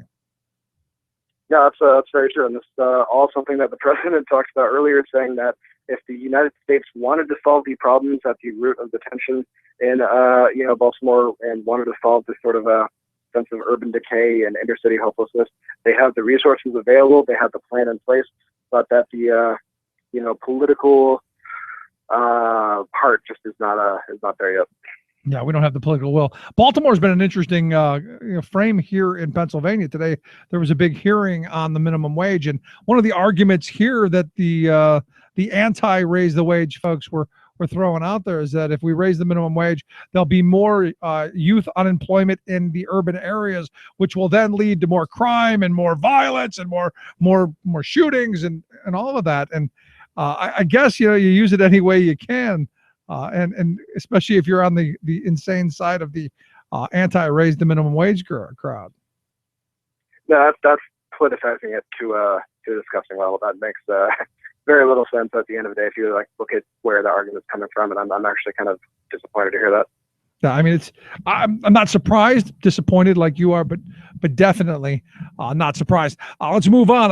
The Democrats have agreed to 6 debates. Is this Hillary? Is this Bernie? Is Martin O'Malley in yet? Did he say anything? Martin O'Malley's not officially in, but he's going to be entering pretty soon. He's been taking a lot of trips up to New Hampshire and has been hanging out in Iowa, so it's pretty much likely at this point that he could win. Also, do you know that he's a musician? No, I don't. Yeah, he actually plays guitar and kind of has a dad band, and so does Huckabee. Huckabee plays bass. Yeah. So if we're talking about this kind of cottage industry of what to do after you run for president, I can see them teaming up and starting a band called the Also Rams. So that's just my free idea for both of them that I'm going to put out there. There you go. Hey, maybe you can get Bill Clinton to join in and play the sax. Oh man, God, this is going to be awesome. we gotta write this down, dude. All right, there you go. Anything on the shooting down in Texas? I understand ISIL took credit for this. ISIS has taken credit, but you have to take that with a grain of salt. Right now, no government officials have come out and verified that that's a likely scenario in this point. We know that there have been attempts from these or from at least one of the individuals to leave the country and engage in jihad. He was unsuccessful in that effort and was monitored for quite some time, but without there being a verifiable terror charge to stick with them. So they're likely going to take claims over any sort of lone wolf attacks. We're still waiting to hear from our Pentagon correspondent over what the DOD is saying about this claim. but right now it doesn't look very likely. Yeah. And I understand Benghazi's coming back. We're going to have more Benghazi hearings. What's going on here? Yeah, more Benghazi. Trey Gowdy, the head of the Select Committee on Benghazi, initially requested for Hillary Clinton to appear 2 days before the committee. The first one to discuss the email service situation, and the second to delve into the Benghazi attacks themselves. The lawyer for the Clinton family yesterday said that this is sort of an unprecedented request. They said that this is not something that's typically followed, so that they are going to instead respectfully decline the 2 days and instead just send Hillary Clinton for 1 day. However, the lawyer did stress that Clinton is willing to stay as long as necessary to fulfill the requested 2 days worth of questions, but will only be making one appearance on the Hill for this. Yeah, I mean, to me, at some point, don't you just go, all right, we've investigated this, just let this go? But then the other part of me goes, this is really just about tearing her down, isn't it? It is, yeah. This is primarily a sort of a campaign attempt, on behalf of Trey Gowdy to take down the inevitable Democratic nominee. Whether or not it's going to be successful remains to be seen. She certainly is going into this with a presidential candidate mindset at this point. And, she has appeared before numerous committees on this issue, for quite some time now. Of course, the new added dimension for this is the missing emails in the Clinton server. That's going to be something that's going to be a little bit interesting to see how she navigates.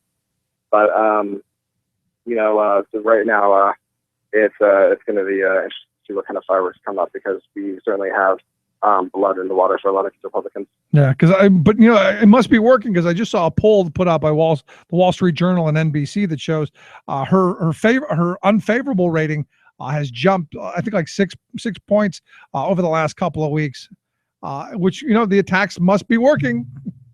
Well, I think it's more of the entrance of Bernie Sanders into the race. Right. He's just so warm and fuzzy that it's kind of hard not to fall in love with him. So. Nicest guy in Congress. Absolutely, and always been a friend of the show. Always been willing to come on and talk with us, and was really such a warm, loving figure. Yeah, when he was here in Harrisburg, he was really nice to my kid too. So no, I'm teasing. No, he is a good guy. He is a good guy. I hope he does well, and I hope his message resonates, and I hope people hear it, and we have an awakening of a working class that goes, yeah, we've been getting screwed for 40 years. Well, we are going to have 6 debates, so I'm sure we're going to see that message coming out there, for quite some time. Considering, if I guess there's sort of realistic standards for these debates. We've always seen lesser candidates being sort of shut out based on whether or not they're polling well enough. I guess at this point we just have to hope that Sanders breaks a pretty good minimum. Yeah, I don't see there's any way they keep him out, but stranger things have happened. Justin, I appreciate the time, man. Always great talking with you. Thank you. Justin Duckham, Talk Radio News Service. Quick break, right back. Stick around. You're listening to The Rick Smith Show. We're working people. Come to talk.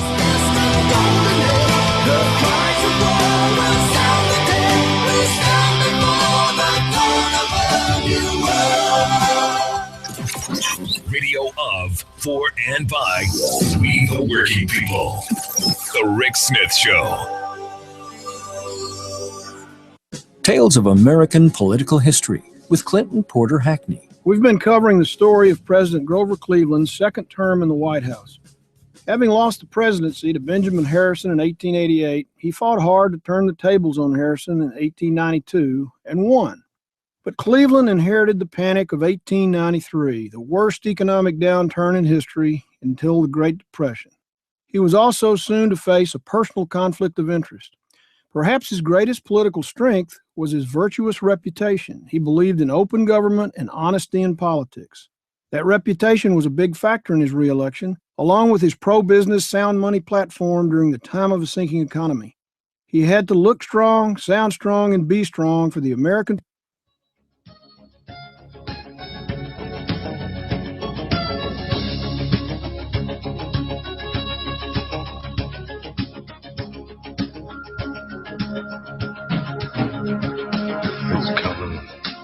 You've been listening to The Rick Smith Show. Together, we can make America better. Email rick@thericksmithshow.com or interact with us anytime at thericksmithshow.com. Until next time, this has been The Rick Smith Show, where working people come to talk. It's color like the tide flood beneath the lunar sway, imperial, mysterious, in amorous array. Democracy is coming to the USA.